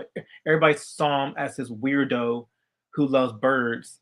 And because of this, when the kids when Arnold's friends come and destroys his home, Pigeon Man becomes sad. Pigeon Man becomes sad because he understands that there are people there are people in the world who would treat you dirty, who would treat you unfairly, but there are other but there are other people who would treat you with kindness and kindness and respect. And Arnold was one of the first people to ever treat him with such kindness and showed him that even though there are people even though there are people in the world who would treat you badly, very horrible people who would do horrible things to you, there are people who do who will go out of the way to support you and help you in your time of need. And pretty much the whole episode is about humans, like that people are flawed, like people are just people, like people are people. We have both flaws and we have both strengths, and that's what makes us human. That's what makes us as people. Because if we were just too perfect all the time, then we're not people. We're just shells. But and because if we were just perfect all the time with no flaws whatsoever, then that's that doesn't make us human. That just makes us shells. And that's one of the reasons why the episode holds up is because it shows you that even though there's gonna be people, there's gonna be half of the people are gonna be really terrible towards you, but there are people who will always have your back. It shows you that humans are flawed. They're not perfect people, and that's okay because that's part of life. Life is hard. Life is tough. But with enough strength and with enough courage, you can make it through that hell. And once you're through that hell, you can make it through something that is enlightening, and and you will feel empowered. So that's why that episode sticks with a lot of people, it, because it's about person. It's about understanding that humans aren't perfect,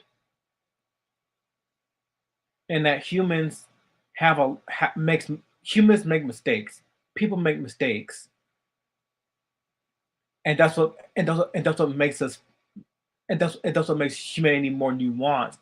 Is that nobody is perfect in this world.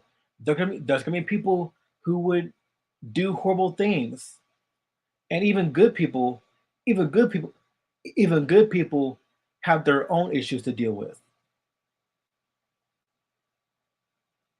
So yeah, that's the so that's an episode that I truly that I truly cherish is because it's because again, it's it talks about humanity and how humanity is not always sunshine and rainbows. We all have our follies. We all have our vices. Sometimes there are some people who will indulge in their vices, and there are other people who who who seek out help and control their vices, control their flaws, their issues, control their vices, so that people won't think ill of them. My number second favorite episode is my second favorite episode is and even though and even though this is a very bad episode, but I'll just say this: it's Arnold portrays Iggy. Now, yes, I know, it's not the best episode. And yes, it's one of the worst episodes of Hey Arnold, by far one of the worst episodes of Hey Arnold by far, next to New Kid on the Block. But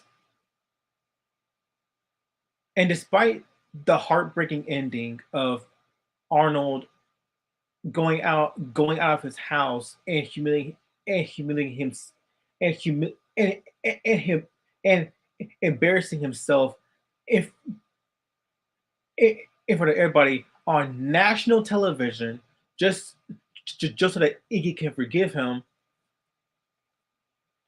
It show it tells the but episode is trying to convey is that there are some friends you need to there are some friends that you need to move away from or end your friendship with.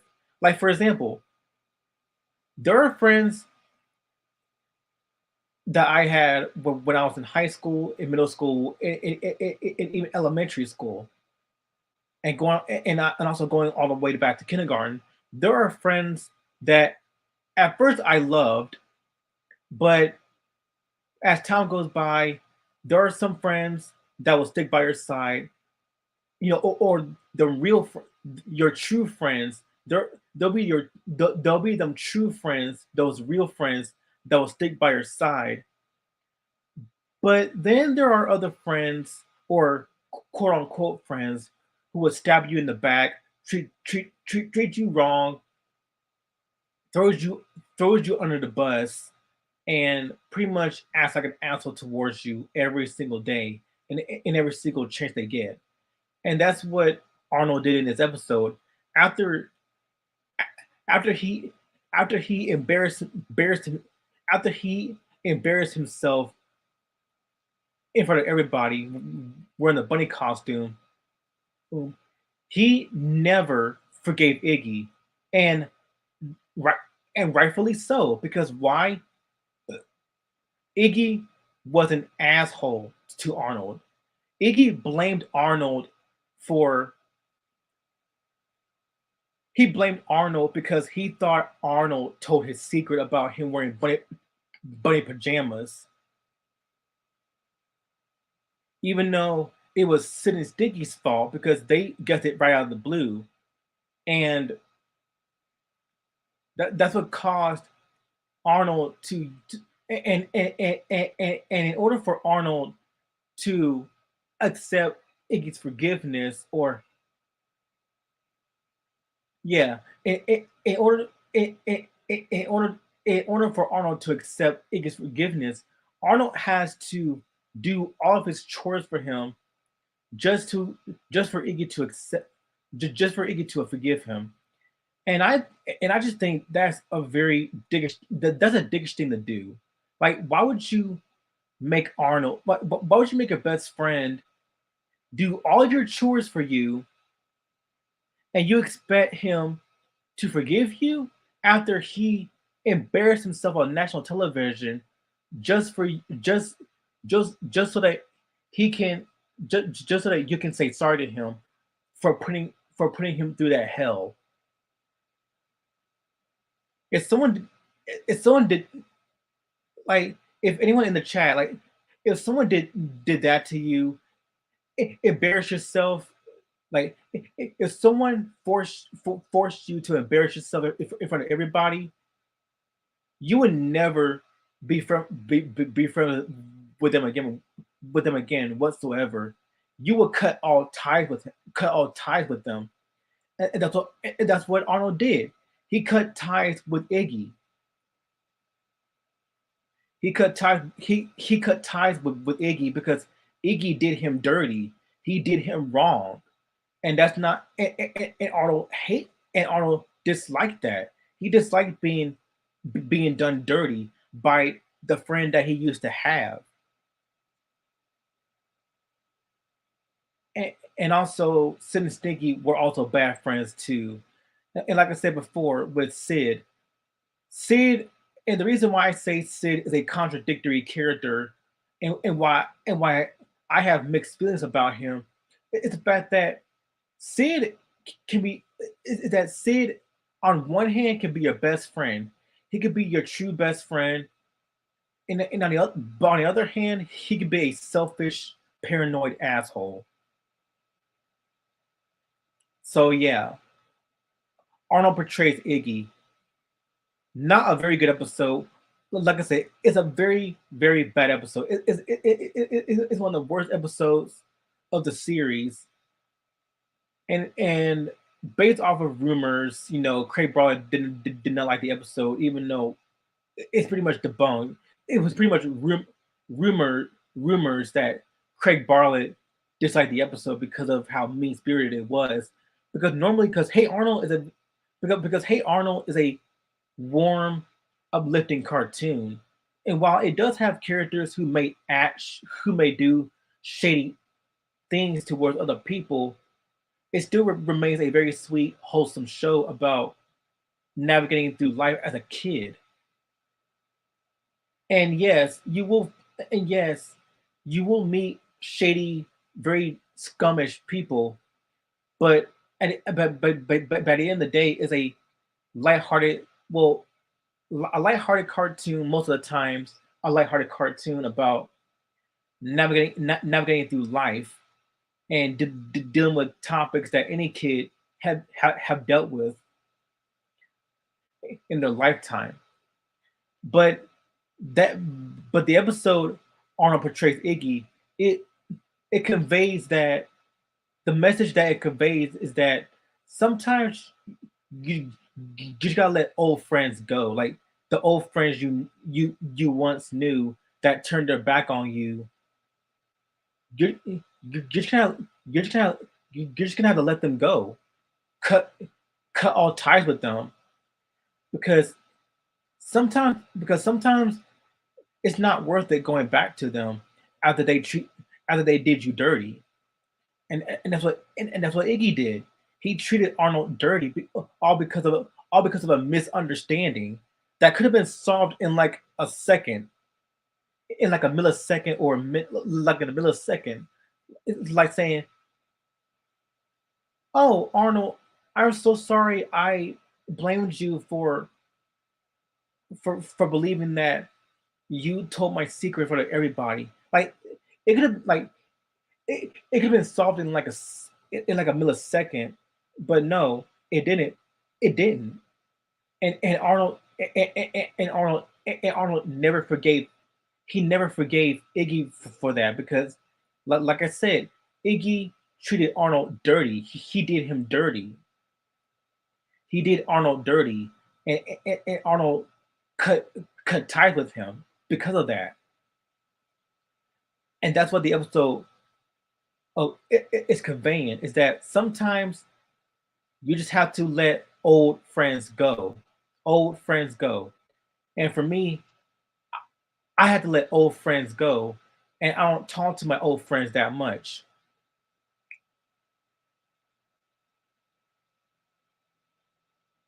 So it's not so again, it's not the best episode, but the message it try or it attempts to convey it sticks with you, and that's what I'm saying.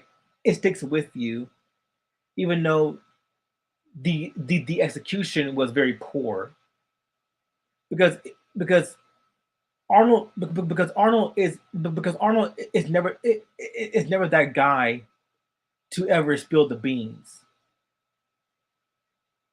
and that's what made the episode. The what hurt the episode because the episode make it out that Arnold broke Iggy's trust, which Arnold never did in the episode. He never went he never broke Iggy's trust. He didn't. He never did. He never broke Iggy's trust. But at the same time, Iggy blamed Arnold, and he humiliated and he embarrassed him in front of everybody. So, so pretty much, the episode says that you got to let old friends go.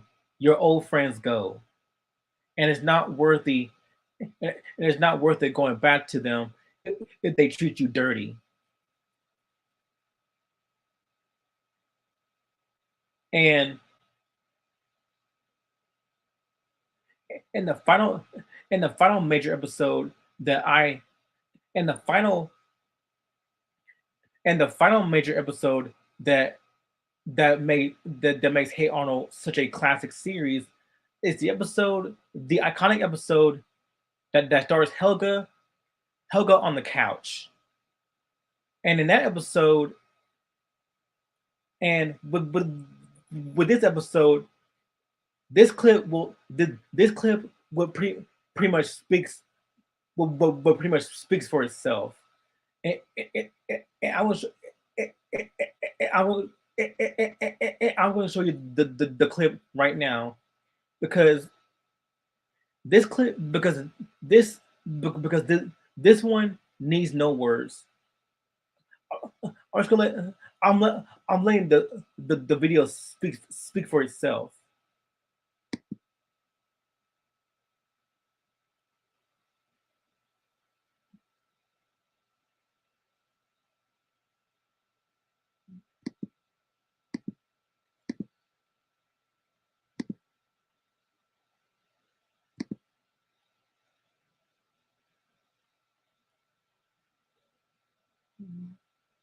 How am I gonna get rid of this? Oh, there we go. So yeah, so with sorry about that. So with Helga on the couch, I'm gonna show you a clip of why this episode I consider one of the best episodes of this show. So and this clip will pretty much speak for itself.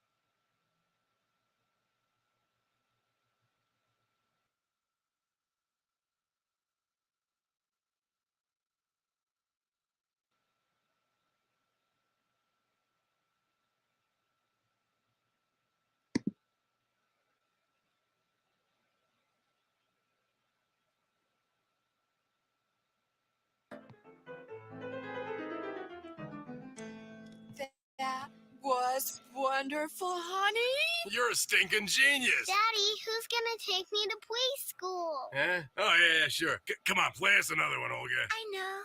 How about the Minute Waltz by Monsieur Frédéric Chopin? Oh, I love that one. Yeah, you should hear her play Beethoven, Miriam. Can you believe her, Olga? Concert pianist at 15. Class valedictorian. Plus, she's won every spelling bee in the whole darn city. Makes me proud to be a Pataki. Hey, who's taking me to preschool? Yeah, in a minute, Olga. No, I'm Helga, Dad. Helga. Whatever. Go play outside, would you? I'm going to preschool. What do you know? 1 minute flat. You're amazing, Olga. I'm going to preschool.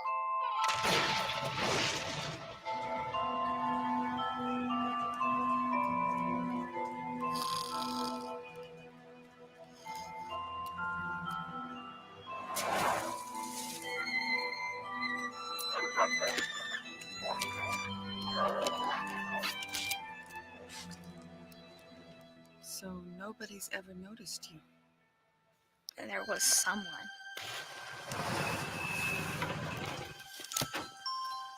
Hi, nice bow. Huh? I like your bow because it's pink like your pants.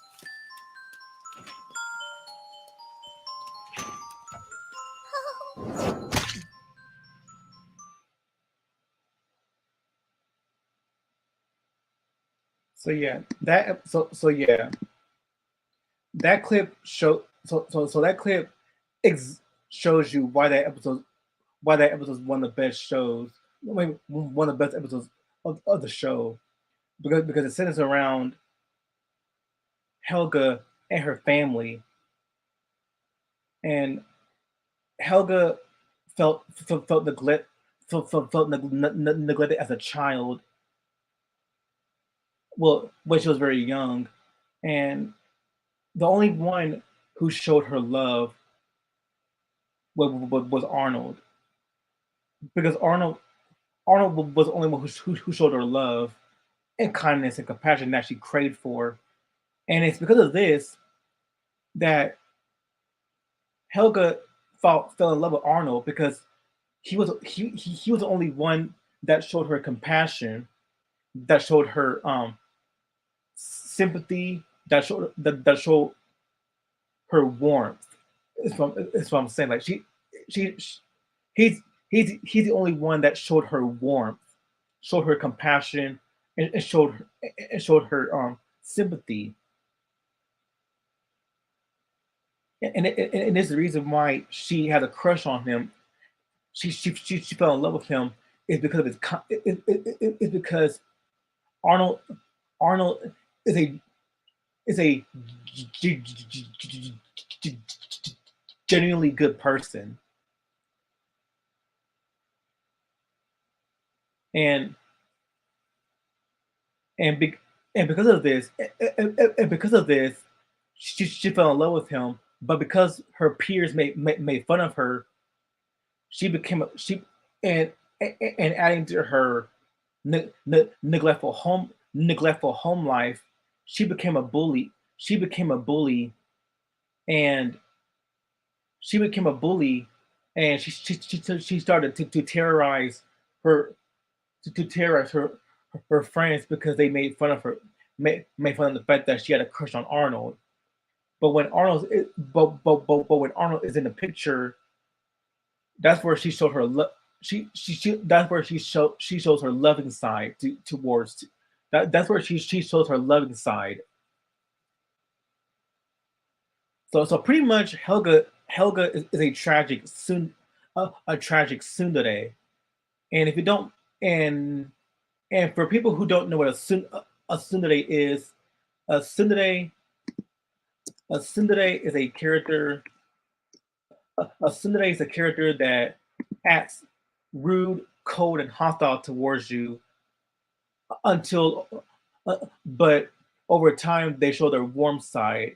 So pretty much it's someone that hates you at first, that hates your guts, that is mean, cruel, and hates you at first. But as time goes by, they but as time goes by, they show their loving side towards you, and that's what Helga does, and that's Helga.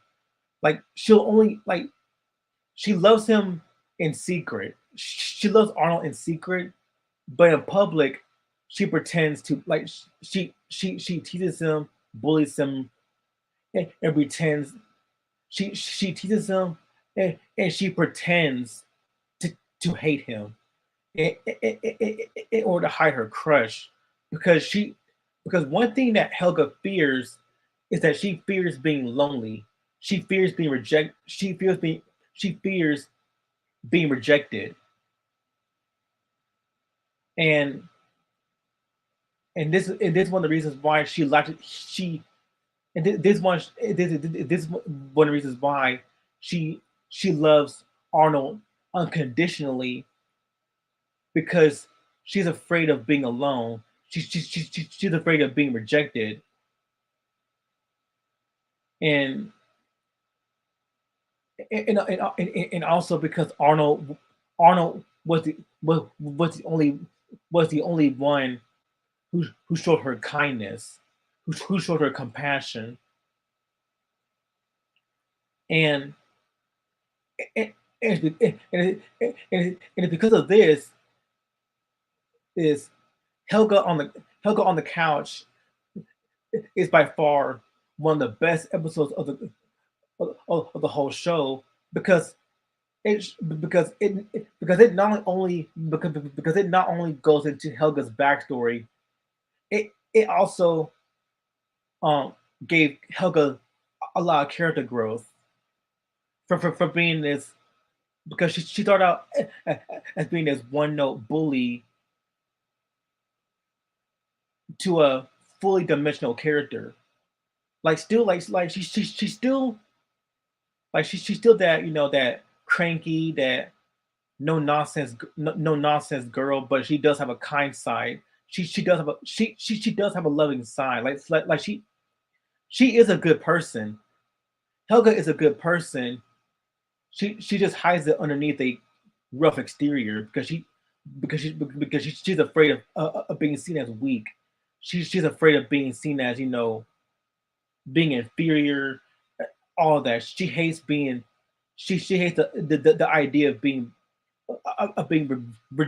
rejected by everyone around her, and that's why Helga on the couch solidifies why Hey Arnold is a very iconic cartoon. Now, so all in all, Hey Arnold is a so all in all, I love Hey Arnold.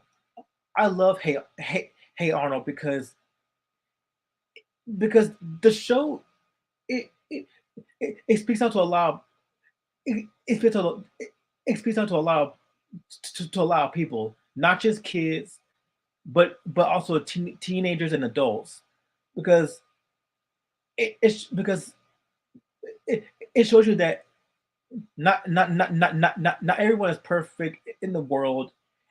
Everyone has their own flaws, they make mistakes, and the point is, like, the reason why I love Hey Arnold, the reason why I love Hey Arnold is because it's realistic. It's very realistic. It's very true to life, to a lot of people, and and anyone, you can ask anyone, regardless of age, that what whatever problem that any of the characters in the show experience is very similar to those, to to the experiences that the people went through in real life, whether it be being overweight, or dealing with abusive partners, or dealing with neglectful families. Hey Arnold addresses those in a very nuanced way, to show you that the world is not black and white, and people, because there are people who will be mean to you, there will be people who are neutral towards you, and there are people who will be very nice and very caring and very supportive of you. So it shows you that humans are flawed. They're not perfect people. They're not perfect. You would have people. You would have people who would be truly evil. You would have people who would be, in the gray area. Neutral people who are neutral towards you, not good or not evil, just neutral. And they will have people who are very kind very nice and very supportive of you. So it shows you, so every character in Hey Arnold is very nuanced, and and while the show is not perfect, now and while the show is not perfect, it does have its duds here and there, and it can feel rough around rough around the edges, and it does feel at times rough around the edges, but at the same time, it's one of those Nickelodeon shows where you just want to rewatch it because it just get because it's very nostalgic. It's I say it's very different from your standard Nickelodeon cartoon because normally when you think of Nickelodeon shows, you would think, oh, like SpongeBob, The Loud House, Ren and Stimpy, Rocko's Modern Life, Rugrats. You would think of all those like wacky, over the top, surreal shows, but Hey Arnold is very different. It's very down to earth. It's realistic. It's very calm, and also the music done by Jim Lang is awesome. Like it consists of like mostly the music in Hey Arnold consists of jazz, funk, hip hop, just any genre, any genre like of music. Like it has no business being this good. Like Jim Lang is very talented, and the music can go from the music in Hey Arnold can go from jazzy funk to Quiet Storm to hip hop, rap, you name it. It's different types of genres. It's not just one genre. It's different types of genre of music, and I love it because it show because and they just don't and they don't do it. And Jim Lane does not use the music, just for shits and giggles, just for gimmicks. He used the music to convey. He used he used the music to convey any any scene, whether it be a calm melodic scene or a very or a happy-go-lucky, very lighthearted scene, to an adventurous and to an adventurous and action and action prone scene to a more dark, bombastic scene.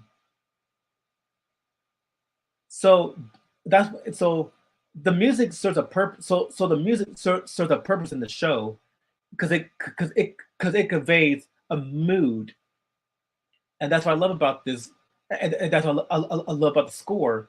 The scores convey mood, whether it be happy, lighthearted, adventurous, or dark and tragic.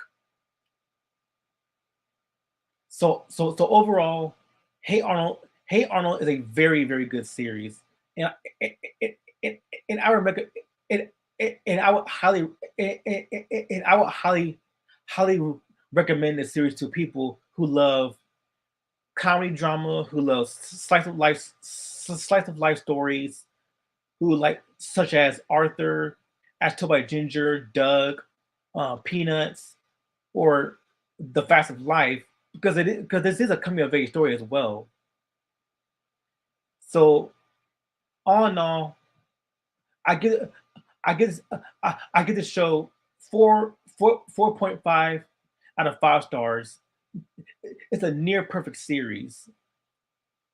So this has been my review for Hey Arnold, an iconic 90s Nickelodeon cartoon. And thank you so much for watching. And I'll see you in the next live stream.